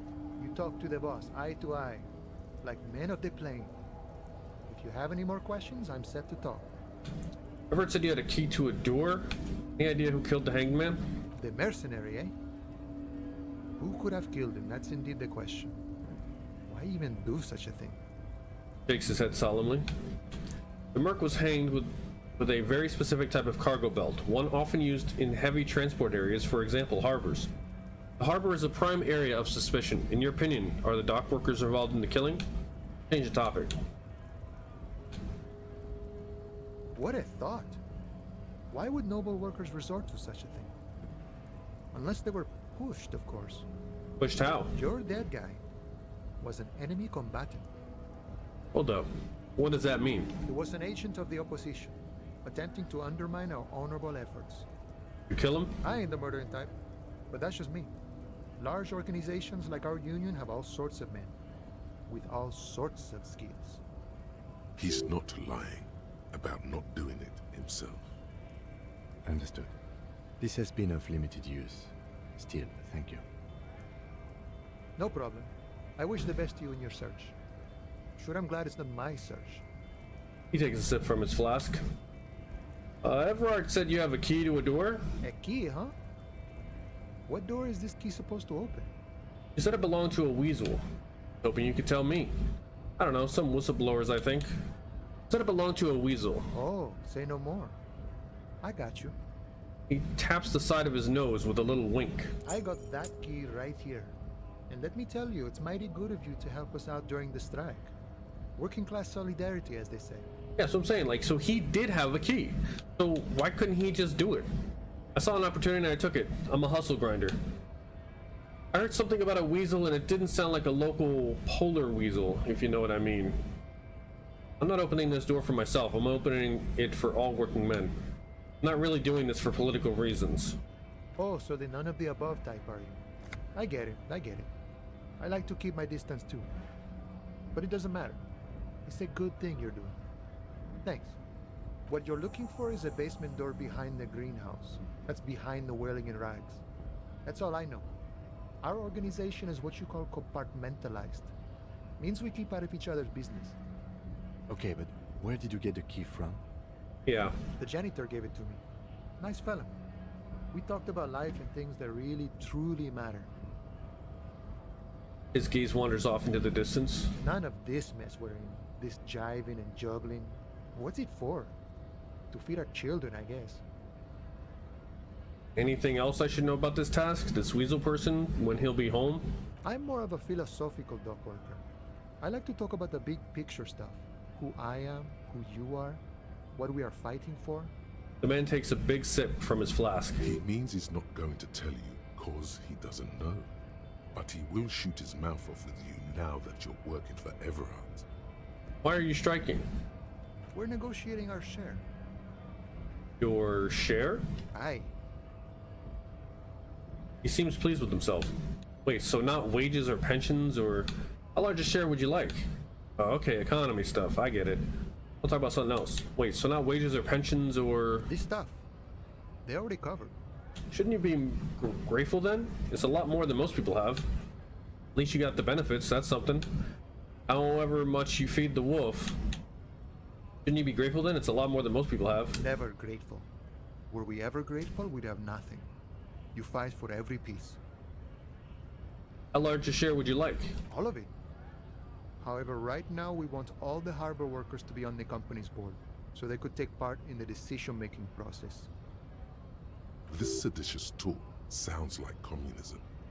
Just so we're on the same page, communism is basically wanting to kill the rich people or deporting them to a labor camp in southeast Grad. But don't say that out loud if you're a communist. Are you a communist? The boss man Everard. What can you tell me about him? Got the picture. Tell me something else. The boss man Everard. I think it's best you make up your own mind now that you've met him. In my eyes, he is a capable organizer and a decent businessman. What does bossing the union entail anyway? I guess you kind of get to be the village chief. He oversees the harbor, makes deals with the owners or other relevant parties, watches out for his own. By that, you mean corruption? By heavens, why would he not be corrupt? We live in a harsh and disordered world, see? And in this world, the old man is corrupt for our benefit, and we know it. Appreciate it even. He is, personally, not too lavish. That desk seemed lavish to me. You're right, he's very ascetic. The desk seemed lavish to me. He is reasonably lavish, sure. That's his prerogative. It's not like you want a saintly demeanor on a corrupt motherfucker. That would be a manipulative illusion. Besides, there are no non-corrupt systems in the world anyway, and moralism is the most corrupt of them all. This man has political theory, and it has not failed him today. Are you a communist? No. I don't think I'm a communist. Seeing something of value and saying I want it all to myself is a much older and simpler notion. No science to it at all. Even a weak child can think it.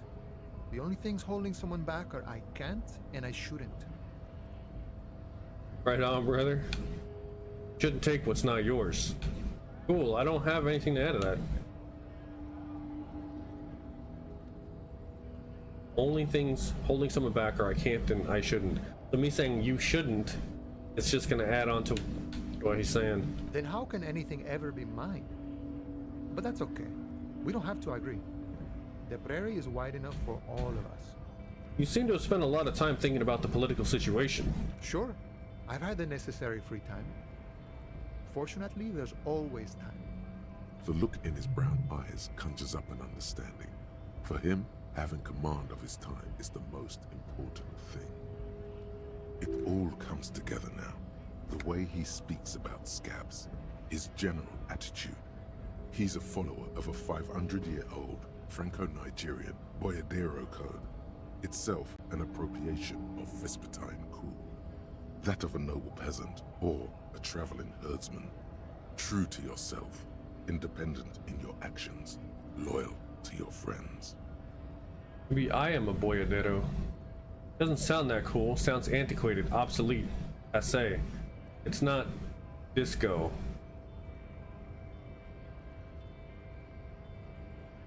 Maybe I am a boyadero. No. No, okay, I'm not. My bad. I could, but what if, maybe, unless... But... No.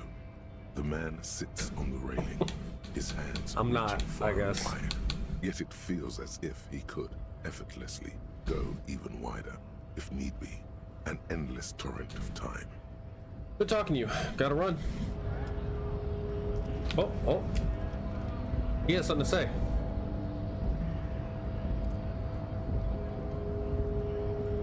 We should think about calling it a day, maybe. The nights are still miserably cold this time of year. I haven't paid the cafeteria manager for damages yet, We should take care of that then. but I don't have the money. Let's talk to him anyway. An officer of the RCM shouldn't be sleeping in the streets. We'll figure something out. Alright. So I guess the first day is about to end. For me.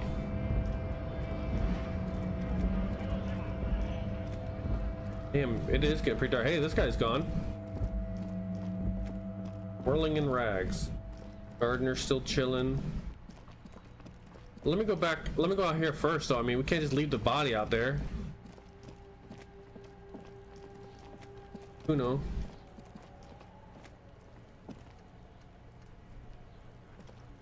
The corpse lies on the He ground. broke the among branch, the yep. remains of an absolutely demolished pinewood branch. It's gently laid on one side. Beautiful. Wipe a tear from your eye. Well, it's down. Celebrate in a more reserved manner. Mr. Measurehead has done a good job. Nothing is too broken or compromised. The victim is ready for a field autopsy. Field autopsy? Yes. 1. Investigation of the scene. 2. Initial examination of the victim. 3. Field autopsy. 4. Transportation of the body to the morgue. We are on number 3. The RCM's 4-phase murder scene processing manual. The fuck are they on about? Oh god, not this kid again. Go somewhere else, please. Tom's gonna cut his shit up. Don't we have someone else for this? A doctor? Don't we have someone else to cut his shit open? Oh my god. Got it. No, you and I are detectives. The honorary rank of detective signifies our ability to handle the entire incident chain. From autopsy to cleanup to social work. Everything. Wait. Honorary rank of detective? An honor and a burden attached to your rank once you've proven yourself able.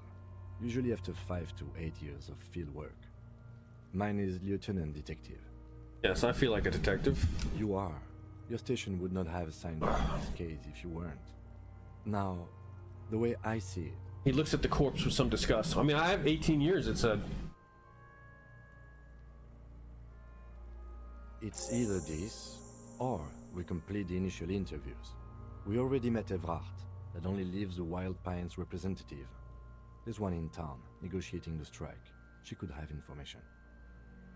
Or we could call it a day. It's incredibly late. Man, leaving the body here, I feel like is a bad call, but I mean, it's been here for 7 days, you know. All right, let's do it tomorrow. But I feel like these fucking kids, man.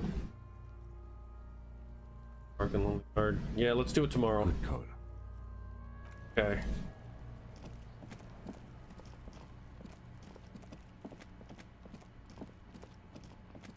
What else do I have here? Oh, I have a level up, but I do have another. Oh, what is this? The special borscht or field autopsy. Pay for damages. Interview the Wild Pines rep. Yes. Legendary, formidable. Tommy Lahome? Where was this?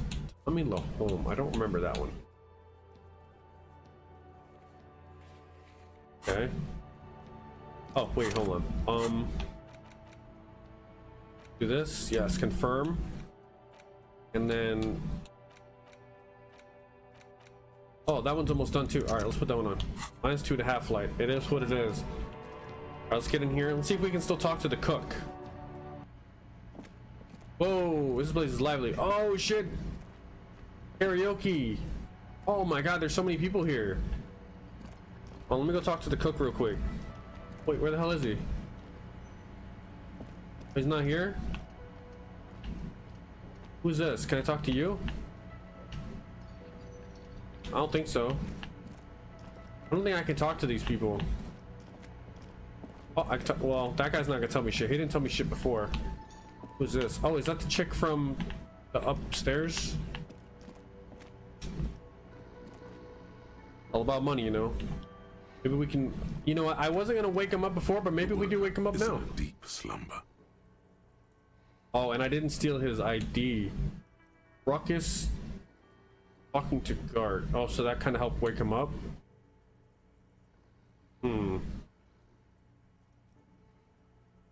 28%. There is only one Go. way to wake this bone. Got exactly what I need, I think. Slumber. Roar like a hurricane. Rip the buildings from the earth. Wake up, this is an order, I am the law. No words, just a primordial scream. Why the yelling man? The 30-something man slowly lifts his head up and gives you a pensive look. Looks like a Sow descendant. A lot of Sow dock workers around. You're alive? You looked out for the long count there. I just wanted to see what would happen if I yelled. I just need you to answer some questions right now. Yeah, you're alive? You look out for the long count there. Wait, what? No, he was just sleeping. What do you want, officer? Tell me about the Wild Pines. That's the name of my employer. I work in logistics. How's that going? How's it going?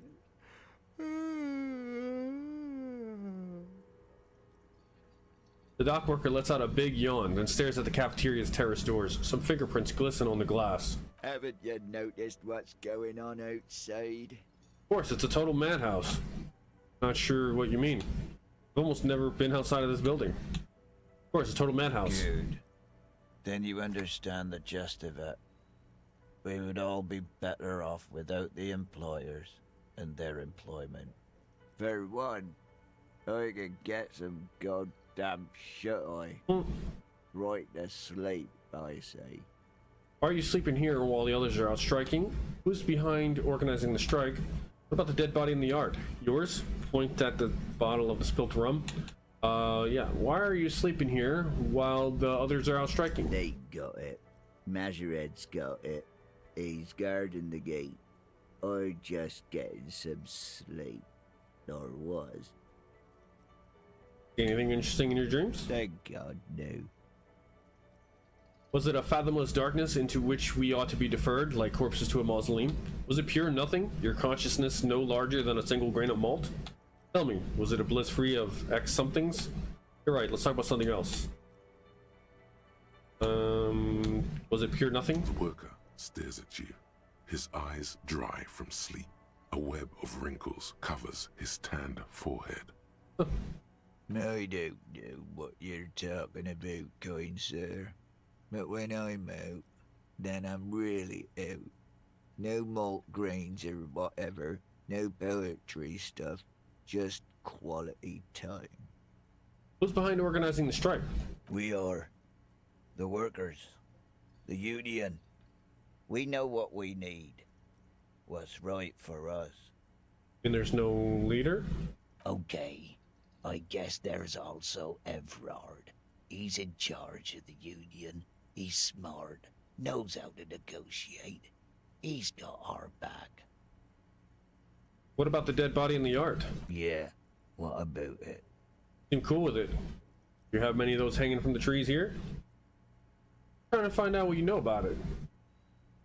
You seem cool with it. You know, people die here every day. Someone's found in a ditch, another Easy. one falls in a manhole, a third one gets eaten by stray dogs. If someone has decided to die on top of a tree, then how is it my concern? Someone has to look into it. Looks like I'm not someone. Tell me what you know. Well, a little point asking you about the body then. I got other questions. Someone's got to look into it. I can tell you this. Trouble's ahead. What trouble? You heard what I said. Draw your own conclusions. That's all I know, and I prefer to keep it this way. The lieutenant gives you a little nod, then makes a note in his blue notebook. Yours? Points to the bottle in the spilled rum. Indeed. Help yourself to some. Wait. No. Oh, it's empty. Sorry about that, pal. Alright, I'll let you sleep. The dock worker doesn't answer. His head is already back down on the table, in sweet sleep. Alright, so we got another breakthrough. Rigorous self-critique. Here it is. Hard facts from the man you are. You once jerked off in the locker room and were caught. You held a young woman by the arm and kept her in your apartment for 20 minutes against her will. That's right. These are not flights of fancy. These are real deeds, Harry, emerging from the darkness of your past. You tried shooting a fleeing suspect in the foot, but hit him in the pelvis, crippling him for life. And, above all, you let life defeat you. All the gifts your parents gave you, all the love and patience of your friends, you drowned in a neurotoxin.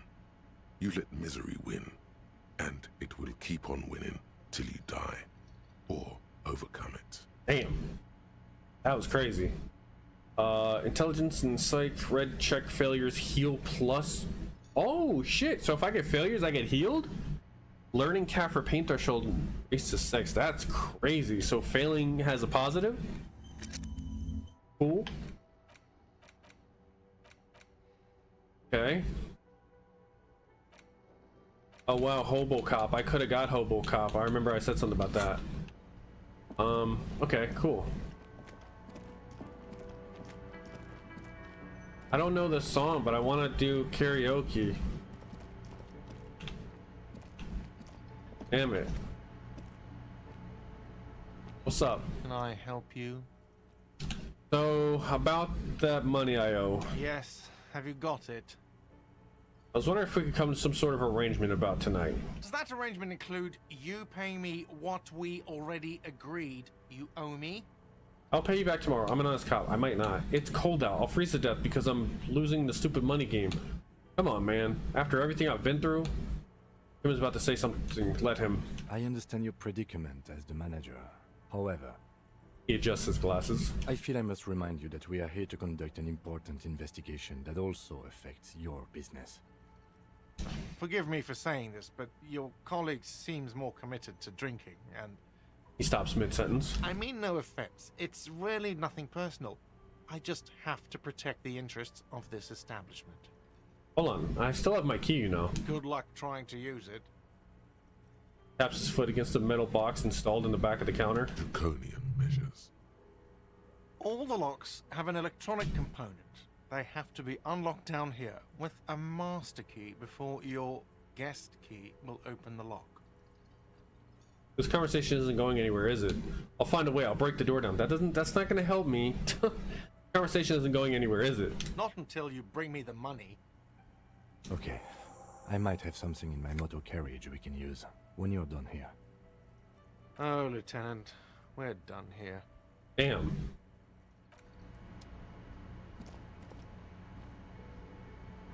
That sucks.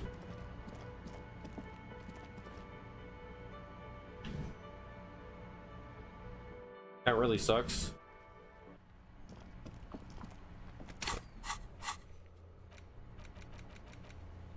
He was offered to help. Go to his motor carriage in front of the whirling. All right. Inside, you see a set of steering levers, a radio microphone, a pull-out toolbox, and the soft glow of the fuel preheater gauge. I have something here we could sell. Look in the back, in the suspect transport enclosure. Transport enclosure? Regular people just call it the cage.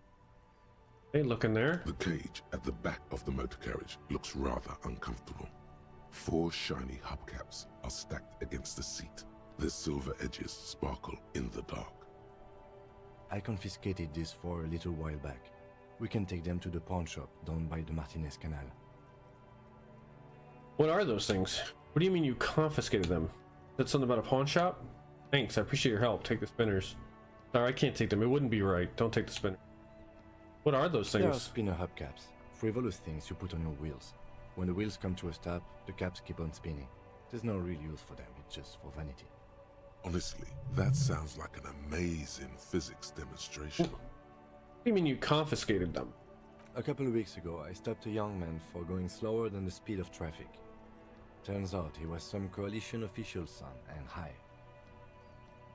Took the spinners? Isn't that corruptions? Isn't that corruption? I get it. I would have confiscated them too. They're mesmerizing. So you took his spinners? Mm-hmm. I took them and arrested him for driving under the influence. I mean, it's not really corruption because he arrested him. I don't know. Is it? I was going to take them into evidence, but they weren't necessary for conviction. Oh, okay. He never asked for them back. You're crazy. Did you want to put these spinners on your machine? No, that would be silly. I don't know why I kept them. It doesn't matter. I couldn't put them on this MC anyway. A cop with spinners. That would be outrageous. Yes, outrageously cool. Yes, too wacky. Just nod. The spinners shine so bright they reflect on the lieutenant's glasses. He doesn't say anything either. You said something about a pawn shop? Yes, there's one 100 meters south of here. South. I think it's called Roy's Nest or something. If I'm not mistaken, it should be open late. Hopefully. It's getting Items late. that can be pawned at Bird's Nest Roy's appear in your inventory under the Items tab. You can pawn these items when talking to Roy. Thanks. I appreciate your help. The lieutenant nods as you take the spinners. Close the door. Alright, so we need to head about 100 meters south. What is this? A great tectonic force has cracked the pavement like an eggshell. An ancient fountain. It doesn't pump water anymore. It's just a tree in it. How do I get over here?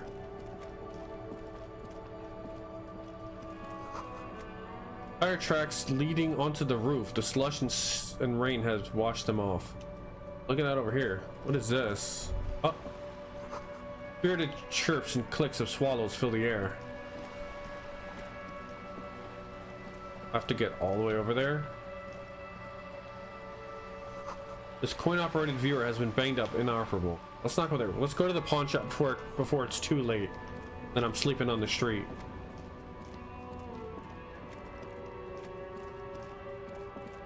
What's this? Plastic wrapped macaronis stamped with humanitarian aid.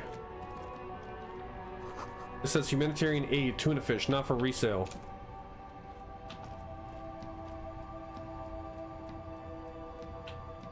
What's happening? It says speakers from the people of Samara. This food gift from the people of Messina. Helpline to the company that controls the drawbridge.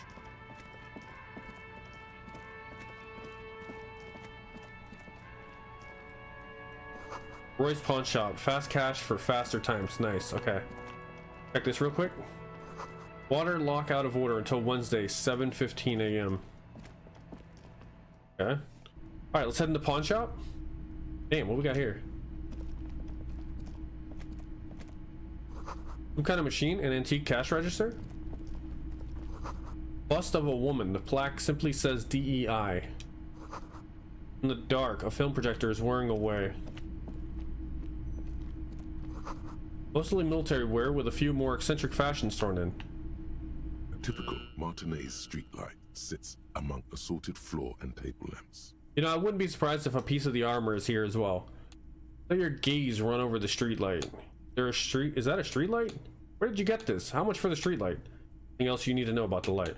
Let your gaze run over the streetlight. The light pole has been carefully cut, and the wiring has been redone and attached to a standard indoor plug. The light buzzes faintly, but persistently.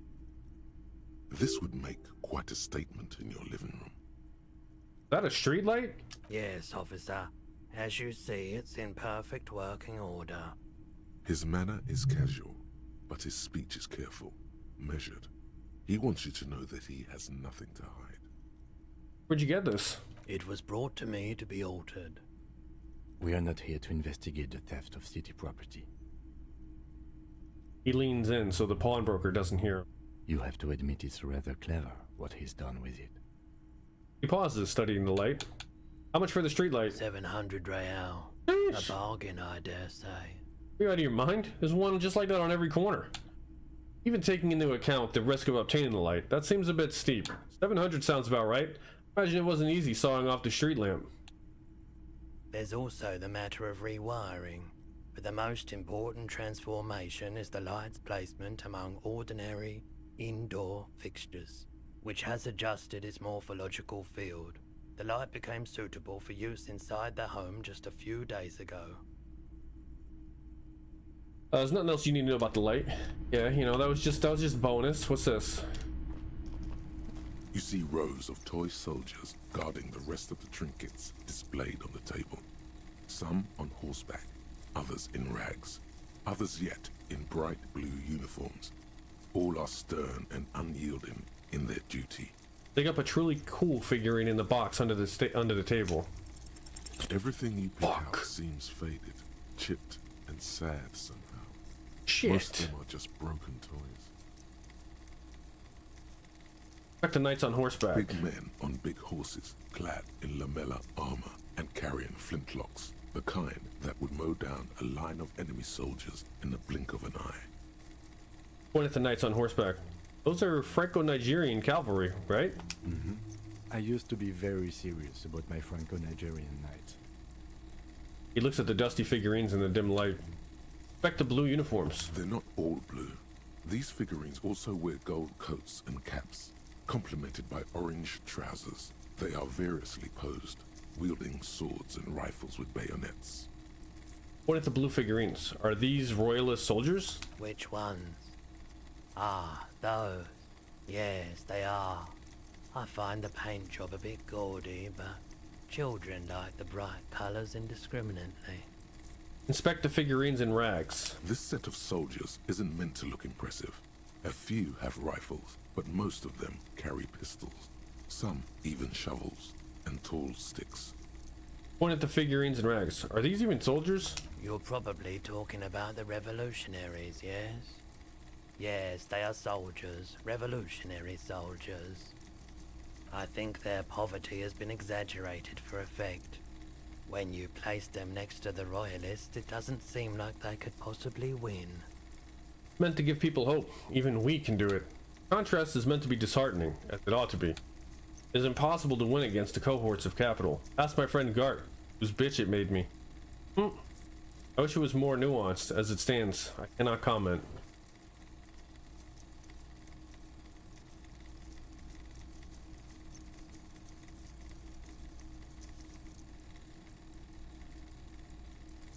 Maybe. Step away from the table. Anything else in here? Nope. Okay. Oh, what is this? The boomboxes on the shelf look well-loved and well-traveled. Chipped, dented, they stare at you with the unblinking eyes of their tape reels. Stand on the tips of your toes to see more. One especially catches your eye. Deep gold and amber plastic with a big old handle on top. A classic boombox that says Stereo 8 approved. Just make sure it works before you buy it. Shopkeep, this Stereo 8 approved machine here? What I really want to know is, could this device come handy in my police work? Sure, this is all working order. This one is the Harman Welshie W2, made in Vespa, designed in Seoul. Plays all reel-to-reel formats, 2mm, 8mm, 12mm. It's even got a little radio in there. It'll set you back 12 real. 12? That's it? Equip this to play tapes. That could come in handy. Like if we find some type of tape. What I really want to know, could this device come in handy in my police work? If police work means playing tapes, sure. You can use it for that. Or any other time you'd need to play a tape. You sure this is all in working order? Absolutely. I've tested each one myself with recordings of speech, found sounds and music from a variety of genres. Even though I don't really like music. That's odd. Why doesn't he like music? Don't like music? What do you like then? The stuff I record myself.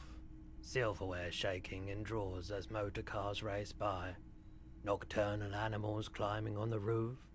Airship rotors. That kind of thing. Maybe you should ditch music as well. Get into these more experimental sounds he's describing. Oh, let me see something here. I can't look at my inventory? Shit, I want to see how much that stuff sells for before I buy this. Hold on. Oh, we have enough money. Let me get that. The boomboxes wait on the shelf. And here you are. Quality sound reproduction on the go. It'll play anything, wherever. Turn any tape into a conversation of sounds and shapes. Nice.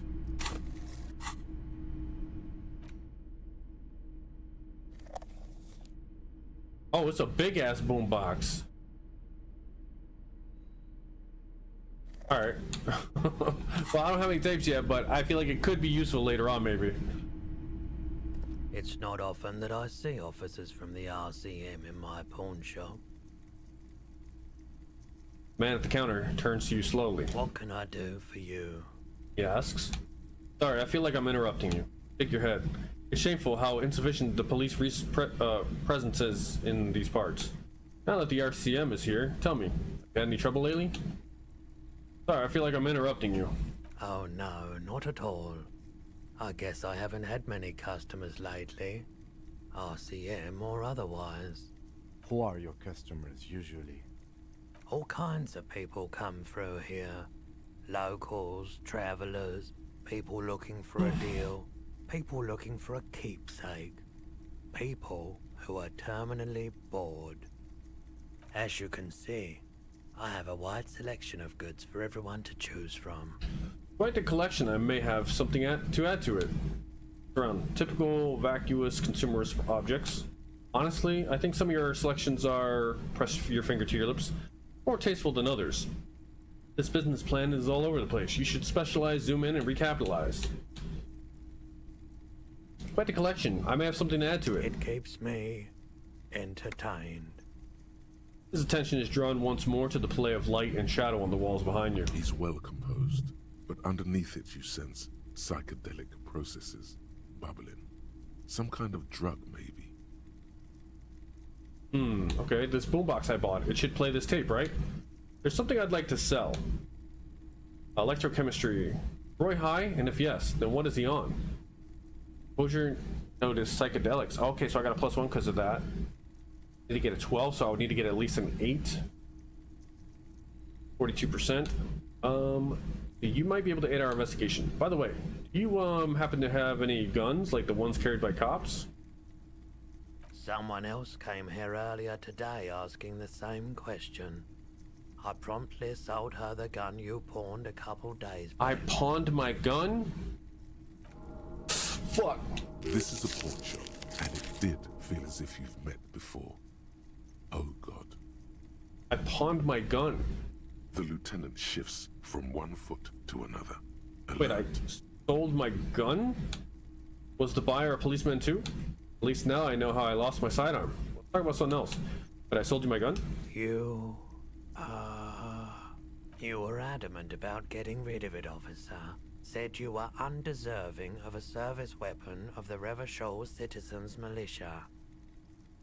And I don't like keeping guns around the shop for long. Off the charts photon emissions. The unhealthy kind. Was the buyer a policeman too? She didn't seem like a policeman. Although she kept referring to herself as a pig. Which was odd. I found her interest in the gun a bit obsessive. I feel like it's but I was just happy to get rid of it. And of her. I feel like it's Kuno-S, maybe? Truth be told, she was terrifying. Sounds like her. But would he sell it to a kid? Right, so let me get this right. You sold your sidearm, issued by the Citizens Militia, and now a civilian is running around the streets of Martinez with it? Only one explanation. She must be one of my rabid fans. Maybe she's a vigilante. Wants to prove she can do our jobs better than we can. I don't like it either. What if she tends to commit a crime and blame it on the Citizens Militia? I'm sorry I sold my gun. Hey, I am a sorry cop, right? I'm sorry I sold my gun. Yeah, it's not good. I do hope we manage to clean this mess up somehow, while also keeping our focus on the murder investigation. Any idea where I can find this buyer? People from Everard Clare's union come here to track my gun. Yeah. My apologies, officer, but I have no idea where she was coming from. Can I get a description? Or where she went. A needle in a haystack. There is nothing you can do about it right now. You'll just have to hope Everard wasn't lying, and the union can track her down in time. Have people from Everard Clare's union come here to track that gun? Maybe. Shady-looking guys came in here yesterday, looking like they'd just taken off their Wild Pines overalls.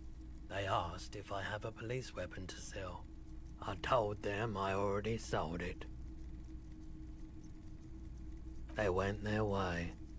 It was a trip, but you know, all sorts of people come here, asking for all sorts of things. Wait, then it might be true, Everard's claims. Maybe Claire really is tracking down your gun. People as oleaginous as Everard seem like they're lying, even when they're really being truthful. Well, at least now I know how I lost my sidearm. Let's talk about something else. Of course. Yeah.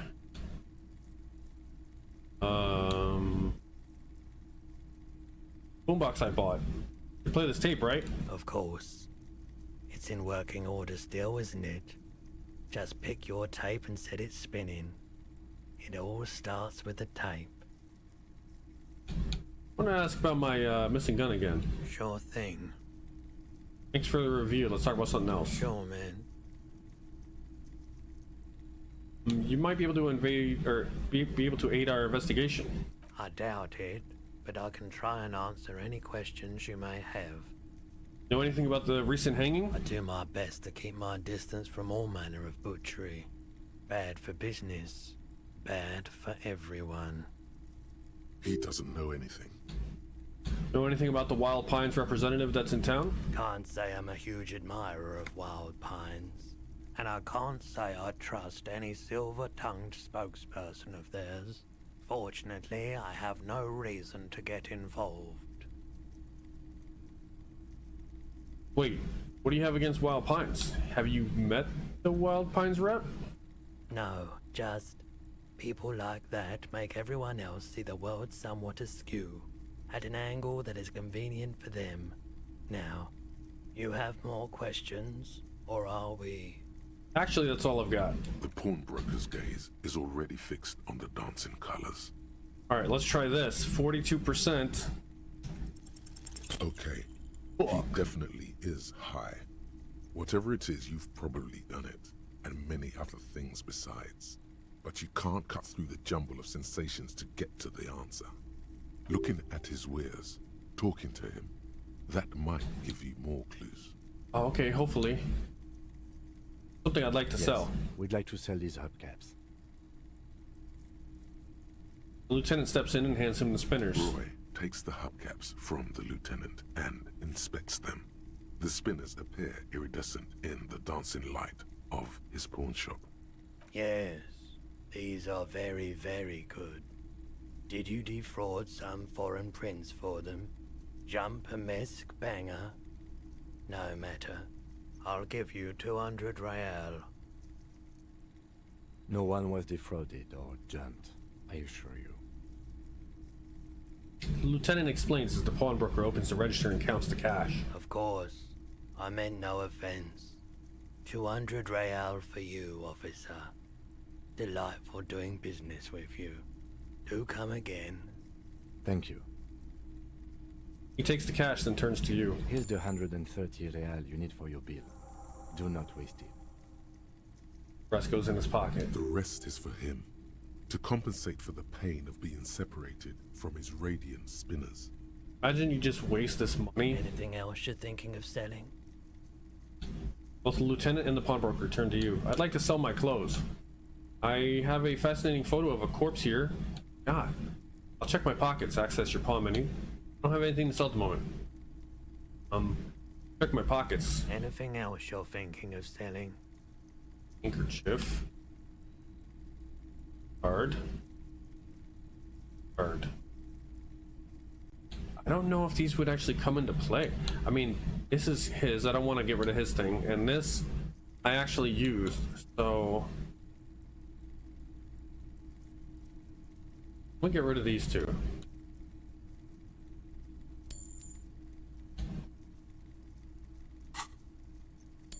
Can I buy stuff from him though? Like anything else? I'd like to sell my clothes. I'm not purchasing any more clothing at the moment. Okay. I don't have anything else to sell at the moment. Another time, perhaps. Alright, so we didn't get any clues for this. Okay. I have other business. Can you stop licking the same spot, sir? Sir.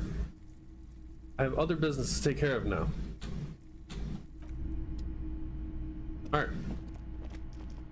Alright, let's go get our room. Almost 11. Damn. What's this? Hot air rises up from the sewer, sour, acidic, and strangely comforting. Alright, nothing else? Alright, cool. So let's head back to the Whirling in Rags.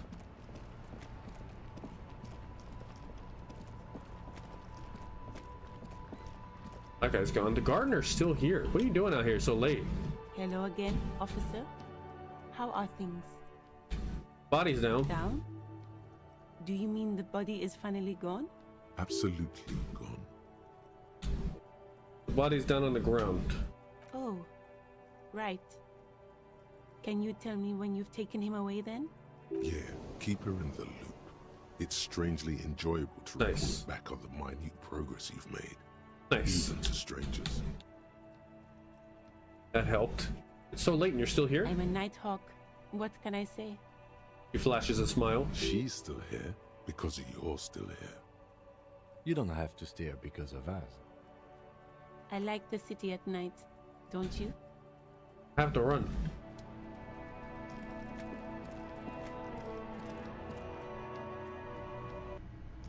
All right, I got your money. What's up, man? Can I help you? About that money I owe you. Have you got it? I have your money. Well, let's just see. How much do I owe you? A lot. Okay. For the room, drinks, and broken window, 130 real. Have your money. Well? Here's 130 real. Slam the bills down on the counter. I hope you choke on it. Here it is. Sorry for the trouble. Great. Thank you, officer. That's all I want. Level up. Payment for services rendered. If you continue to stay here, I just ask that you please pay your nightly bill in advance starting tomorrow. Fuck. How much? The electronic lock to your room has been disabled till 9 p.m. tomorrow. 9 p.m. tomorrow, so I have to pay. Please pay for each night in advance starting tomorrow. 20 real. real per night. Fuck. I gotta get I'll money. take a room here too. Okay, what's up, Of Kim? course. Always happy to have officers from the RCM as guests. Anything else I can do for you? Goodbye. Alright, so we can level up. And I don't have any more thoughts, so I wouldn't mind just leveling up. Maybe we should try to help one of these stats that are not that great. Could, what's up, man? We're here licking the same spots, bro.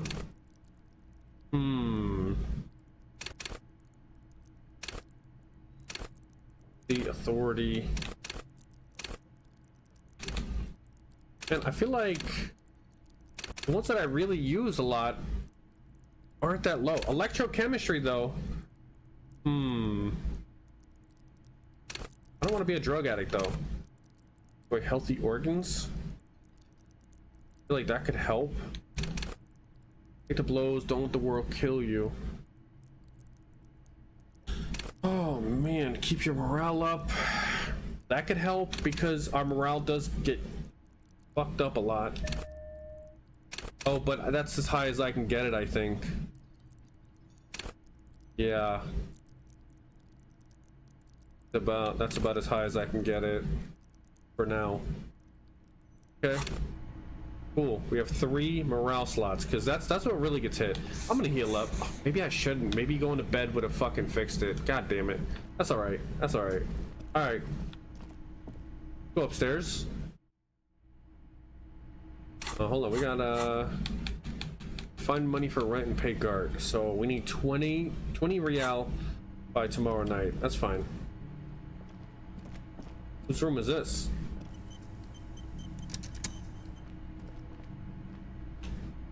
Whose room is this? Oops, sorry, my bad. Anything else? Alright.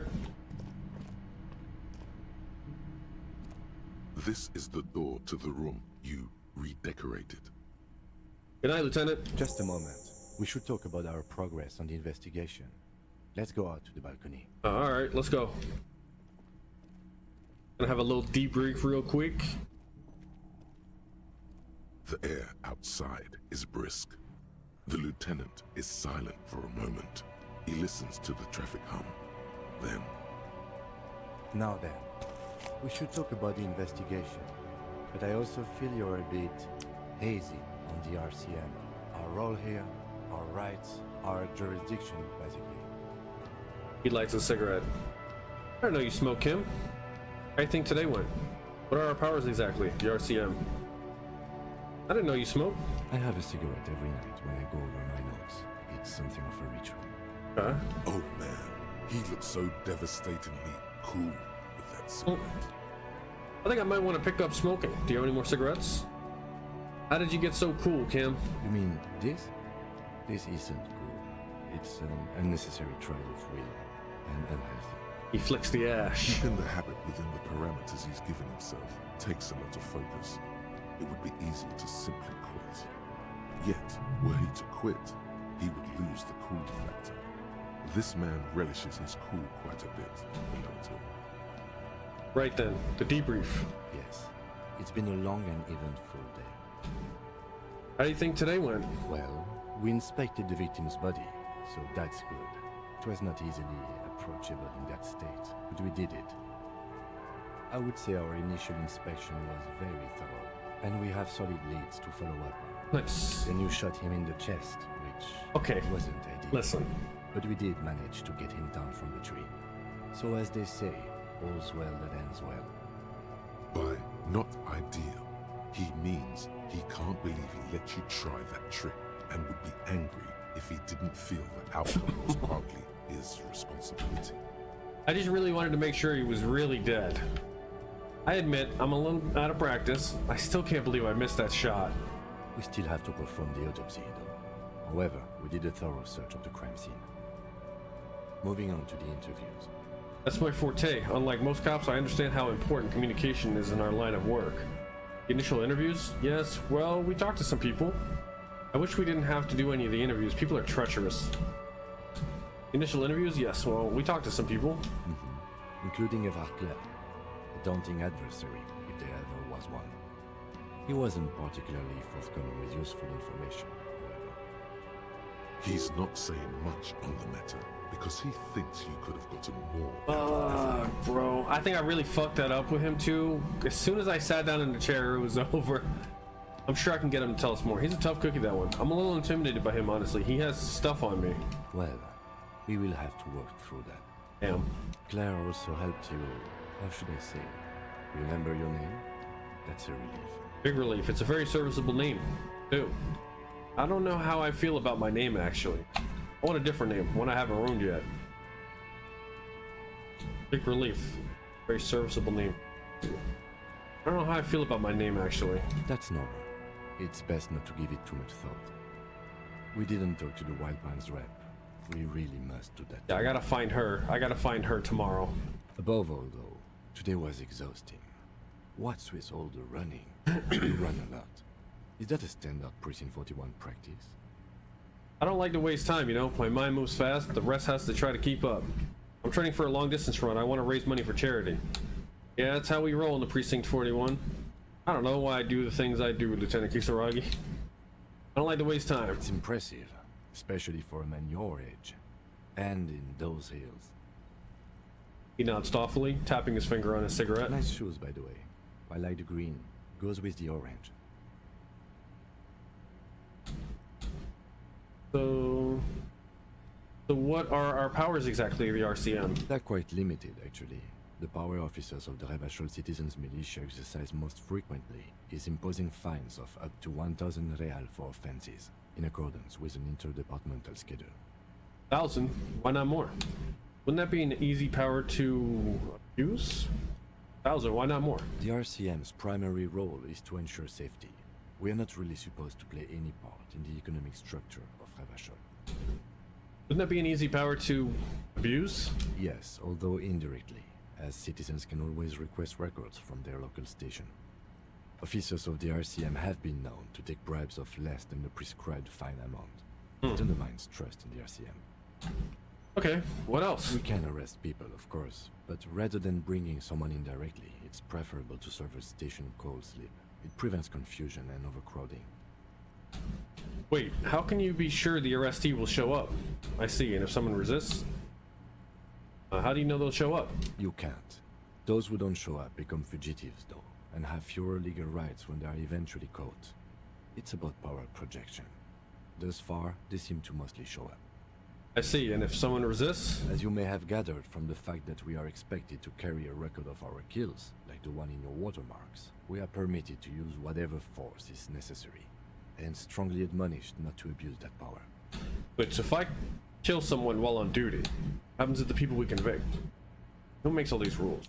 What happens if I kill someone while on duty? You have to supply compelling evidence for why it was necessary to use lethal force. In these cases, your partner is usually your witness. Not a good position to be in, by the way. Internal Affairs handles these cases thoroughly, by cross-examining you for inconsistencies. It is hard to cover for anyone, which is for the best. What happens to the people we convict? We don't convict. We arrest and send them to coalition government courts in Couron and La Delta. The prosecution works off our testimonies and records, which is why it's paramount to keep them. He taps on his coat pocket, where he keeps his notes. Who makes all these rules? The coalition government, and the moral intern, more broadly. The RCM was formed by the coalition government to restore order in the international zone after the revolution. So we did. Now we attempt to maintain that order. No more, no less. His gaze is absently fixed on a window below that just went dark. Or perhaps it is better to say we were allowed to form. It's a point of contention whether the citizens of Revachol or the coalition government founded the RCM. Let's say it was the citizens of Revachol. Say it was the coalition government.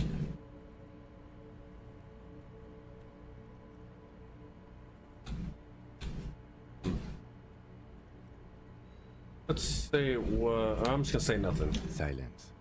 A great comment to such a conundrum. Let's see. The moral intern. What is it? The Moralist International are the world's largest political organization. You know who they are. They have been running this place after the revolution failed. If I didn't know, how would you describe them? Really don't know. That's how bad it is in here. Okay. They're a union of center-left and center-right parties across the Real Belt. Our coalition government is just one of its many projects. They also run the ICP, EPIS, most intergovernmental organizations in the world. What do they believe in? What is their symbol? What do you think of them? I have an opinion on the moral intern. What do they believe in? What do they believe in? They are Dolorians. They believe they continue the humanist project set forth by Her Innocence Dolores Day 4 centuries ago. Others say they are just technocrats. Well, that's the bus that was in the pawn shop of Dolores Day because it said DEI on it. Those others say they continue the humanist project set forth by Dolores Day. Who was Dolores Day? A historic figure? The author of the modern age? You will have to look elsewhere for opinions. The subject of humanism is too abstract for me. What is their symbol? Interesting question. It's a blue forget-me-not. Their motto is love, compassion, self-discipline. I think you can gauge what they want you to think of them from that. Something kind and usual. Something almost self-explanatory. Something like the dark blue, serious color of the early night sky above. What do you think of them? The moral intern are a fact.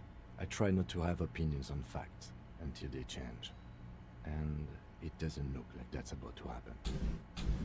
I have an opinion on the moral intern. Do you? The lieutenant arches his brow, then pulls on his cigarette. It's a slim white thing in his fingers. Things are bad out there, points to the city. We need them here, giving us the right to police Revachol. They've done an awful job here. Have you seen the place? This isn't humanism. We are stooges of the world's biggest bourgeois organizations protecting bourgeois rights. Mutter silently. Immigrants, liberal kips, fucking men are turning into women. On second thought, I don't have an opinion. Forget about it. Things are bad out there. Right to police Revachol. Job here. Bad out there. Things are bad out there. In fact, we would need them even if you didn't think that way. We are in what is called the twilight of international law. The laws we claim to enforce come from the MI. Without them, we are simply vigilantes. Actually, vigilantes is okay with me. Yeah, vigilantes sound bad. Maybe we should make our own law. Spoken like a revolutionary, not a cop. But hypothetical aside, in Martinez we already are vigilantes. At least the Union thinks so. I expect our job here to prove quite challenging. Yeah. He looks at the roundabout. The lights of the orphan district are reflected in his glasses. The red and golden orbs of the motorway sliding like pearls on a string from east to west as Revachol commutes back to the suburbs. Tomorrow is Tuesday. Monday is over. Say nothing, just look into the night. The dying lights of the city shimmer below. Slowly, like luminous clouds, they pass on his lenses. The lieutenant looks at his slim cigarette, contemplating the next drag. An aerostatic passes overhead, the whiskers of its floodlights on the ground below. Kitsuragi's glasses light up as he looks to the sky. 2 glowing circles. They really don't like us here. And the mouth on that kid, Kuno. It's different inland, in Jamrock and the GRIH. He pulls on the cigarette. Why are they like this? It's our fault for leaving this place to the dogs, to the Union, to the company, not daring to come here more often. This place has fallen between the cracks, the jurisdictions of our 2 precincts. And in Jamrock and the GRAH? We run this city. West of the river is RCM land. He looks at the dark silhouette of the equestrian monument, cutting into the night sky. It's incredibly hard. Human beings are But we are in control, and it's worth it. The organization works, our systems work. If they didn't, the city would disintegrate. I hope our investigation will help improve the situation here. At least do some good. We won't change anything here. Well, I hope it improves it. Me too. But I wouldn't count on any drastic changes in our lifetimes. He is very tired, but the dark circles under his eyes make him look younger, not older. Thank you for this. Yeah, it's getting very cold now. Pretty experience. He puts out the stub of his cigarette and looks to the door. Well, I mean, at least, you know, he likes me more than when the day started, because I did get an achievement earlier for him, like, trusting me, so that's pretty good. See you in the morning. Yep, see you in the morning.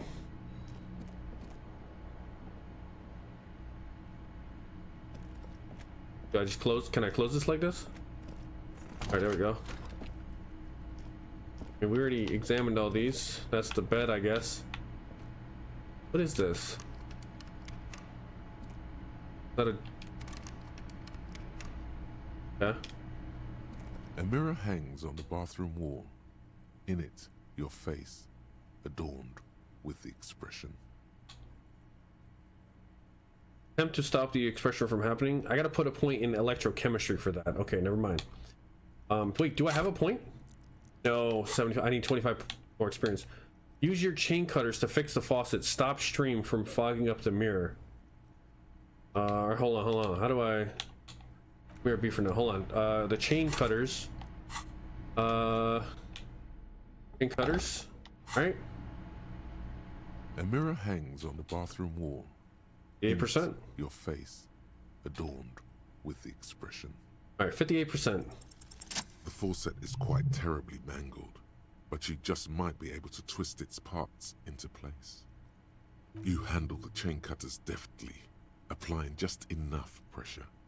The faucet regains a recognizable shape. The steam stops. Told you that you needed those chain cutters. Everything is connected. Everything has a purpose. The mirror begins to clear slowly without you having to wipe it. More steam, that helped. So I can do this now, but only an 8%. All right. Damn, so I need to roll. Okay, hold on. So that's 4, so that's 7. So I need to roll an 11. Nah, that's tough, bro. An 11. That's either an 11 or a 12. Nah, not right now. That's, well, I mean, fuck it, right? The mirror hangs on the bathroom wall. Because I mean, I would just need to put a point in there. Steam anymore. It's your face in the mirror, adorned with the expression. All right, here we go. An 11 or a 12. Still not happening. Fuck. What did we roll? Oh, I didn't even see. Easy. I didn't see. We rolled a 2 and a 5. Fuck. Yeah, that was not good. All right, that's fine. That's fine. It's fine. It's fine. It's fine. All right, let's call it a day. The bed is cold and not particularly inviting, but it's yours. The sheets look awful. The option to go to sleep becomes available every night after 9 p.m. Okay. We're all in. All right. When we wake up or the whatever. Sheets feel at once coarse and clammy against your skin. The bed sags beneath your weight as you stretch out and finally close your eyes. When we wake up, we'll probably go ahead and save here. This feels like a good place to go ahead and save it. And call it for today. And then sleep doesn't come. Oh shit, okay, so we're gonna have a whole little section, I guess. Let's see, and then sleep doesn't come, but I want to sleep. Obviously, you're in bed with your eyes closed, but it's not happening. This is relatable. This is relatable. Why? Maybe it's the bed's fault. Take the pillow? Its synthetic filling has separated into hard lumps. The pillowcase smells oddly. Oof. It smells of alcohol and sweat and grease. Roll over to the other side. It's a little better. Colors, scenes, and half-formed phrases still litter your mind. Part of you is still trying to solve the case, isn't it? Killed him. Ooh. Something to do with, what was it that the lieutenant said? Union? And it's gone again. Your thoughts lost between the slowing brain waves. No more thoughts. Fall asleep now. Your breathing steadies. A great silence washes over you until your eyelids twitch in your sleep and images start forming.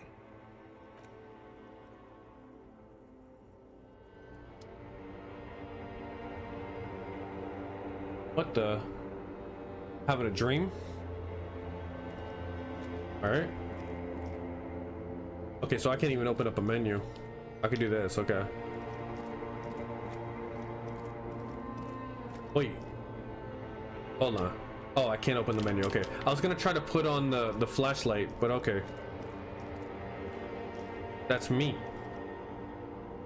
The disco ball. Remember the scent of your childhood? What is this? I remember nothing. I was born in a hospital where people usually go to die. I remember nothing. Do you remember your wife's hand on your face? Tell me what this is. I'm not answering before you tell me who you are. Said who? Your wife's hand. Okay, so I was married at least. I am married? It sounds like she left, to be honest. And he's not happy with that. But in the note, it said that she would always come back. Maybe that note is really fucking old. Said who? Do you remember the warmth of her thighs, between her legs and in her mouth? I was left? That's right, funky baby. And you just stood there. One hand on the bottle and the other on your dick. Watching her go. Let it all be dragged away from you. Tell me, where are your friends? Human beings have friends, Harry boy. Where the hell are yours? Get it all back. I want to come back. I don't want to come back. They were only cramping your descent into the abyss. Now they're gone. 3 times gone and never coming back. All of it. You failed. You failed me. You failed Elysium. Elysium. I've talked to you before. I can come back from this. What's Elysium? Everything. The pale and the useless. On the surface. The outer magnetosphere. Burning, furious truth. 8,000 years of written history. You really dropped the ball, Harry. 4.6 billion people. And you failed every single one of them. You really fucked up. I've talked to you before. No, Harry. You were just talking to yourself. That's all you ever do. Even in your dreams. And the act is wearing thin. The spots of the disco ball fade around you. You'll be back in those cold snakeskins in no time. Sweating up the bed. To a change from bloated corpse of a drunk to ancient reptilian brain. Stinky boy. I can come back from this. You're not coming back from shit. Thrashing around in that high conductivity state of yours. Bumping into things and acting like a clown. Who are you kidding? Trying to solve this case. Mind is tired and broken. Help me. Trying to solve this case. You're trying to what? I can't hear you. This is just a word dream now. Jumbled up garbage. The pictures are gone. The bed rises to meet you. A thin, sleep-like state. More glass than velvet. Grinding in your head. So something is wrong. Sleep shouldn't be this bad, this dry, this unnourishing. There's something wrong with your thoughts. Some kind of new type of hangover. There's another type? What? No. God. What? No. Oh yes, party boy, and it's worse than the one before. Just think of the shit you saw. Here it comes too. So soon already. A silent alarm goes off in your head like clockwork. Barely let you sleep at all. Time to get those clothes on, Harry. Time to go to work in the shit factory. Man, this guy's going through it. 7:30 a.m.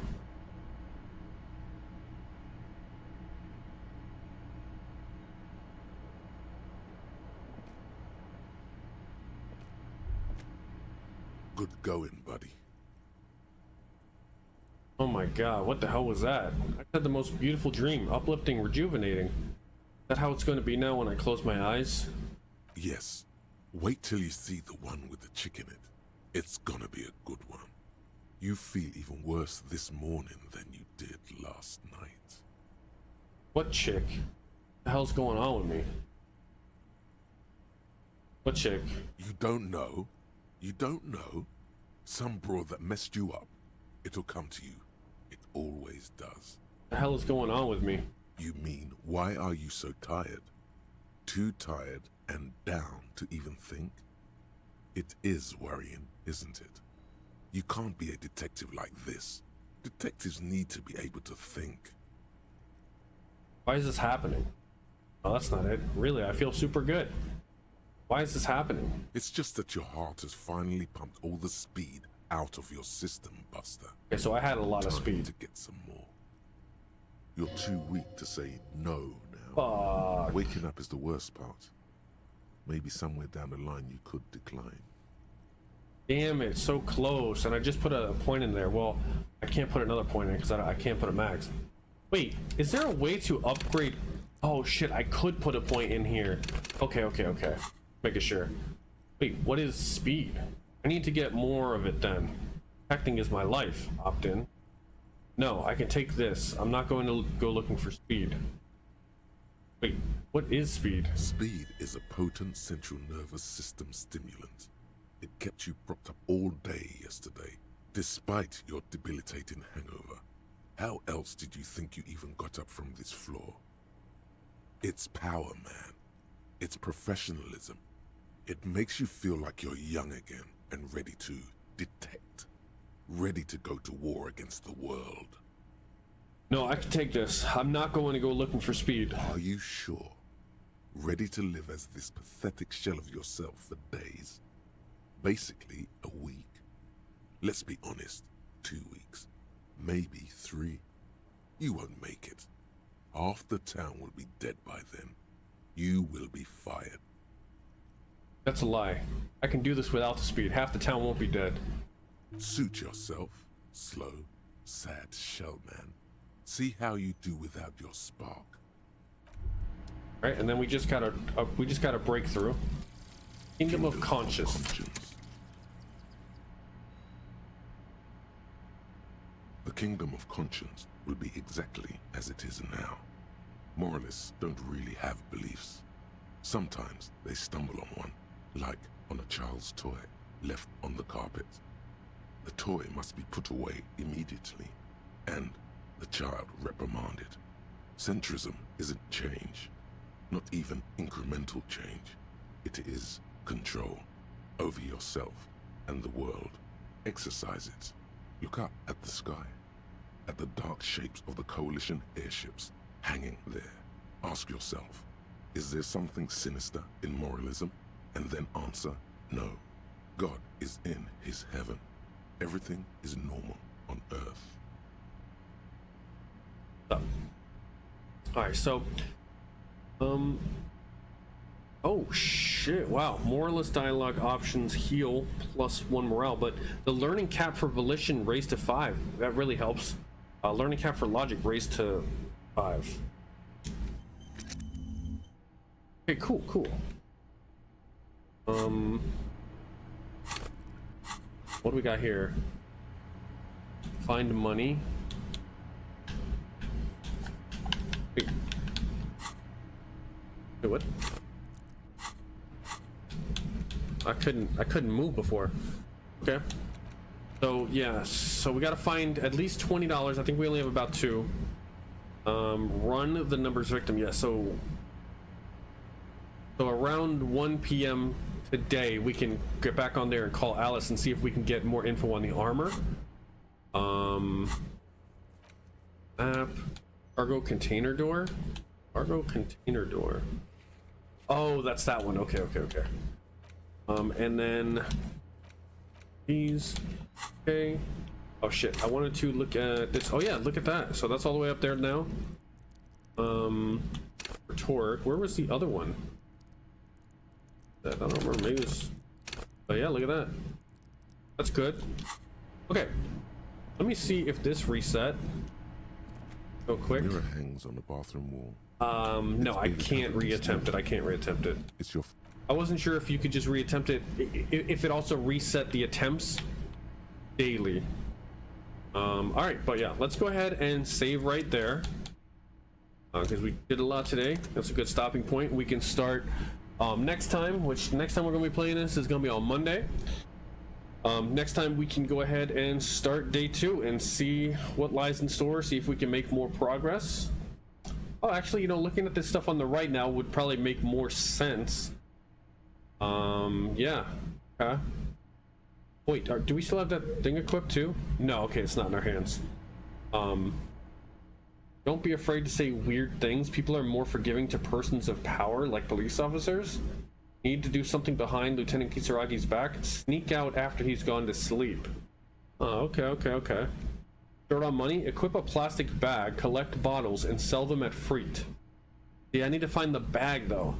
Most checks have secret difficulty modifiers. Talking to the right person can reopen a closed white check. Red checks can be tried only once. Failed white checks can be retried by increasing the relevant skill. Can't put more points into a skill. Drugs raise learning caps, but they're bad for your health. Oof. Revachol is pronounced Revachol. Okay. Need to pass time? Buy a book. Reading passes time quickly. Ah, okay, so that's crazy. Okay. So if I need to pass time. See a container you can open, equip a pry bar. Most people set up for bed around 9 or not long after. At night, the streets are emptier. By 2 a.m., everyone's asleep. You can sleep after 9. Sleeping heals all your health and morale. Yeah, see, I did waste that item. I had a feeling. Police work is tough. Take breaks, talk to strangers, explore. Low on health, put points into endurance. Low on morale, put points into volition. Equip a flashlight in low light areas. Skill points can also buy new thought cabinet slots or forget old thoughts. The map tab in your journal lists all the white checks you can reattempt. Pick dialogue options that begin with hold on or wait to gain additional information before the conversation moves on. Ah, okay. Okay, so yeah, that's all the little help tips. That was kind of cool to read through. But yeah, like I said, we went ahead and saved, and we're gonna go ahead and wrap it up here, and we'll play again on Monday. So look forward to that. Thanks everybody for coming out, watching, hanging out, giving tips and all that cool stuff. But yeah, I will see you guys on Monday, and I hope you have a good rest of your weekend. So I will see you then. So have a good one, and peace.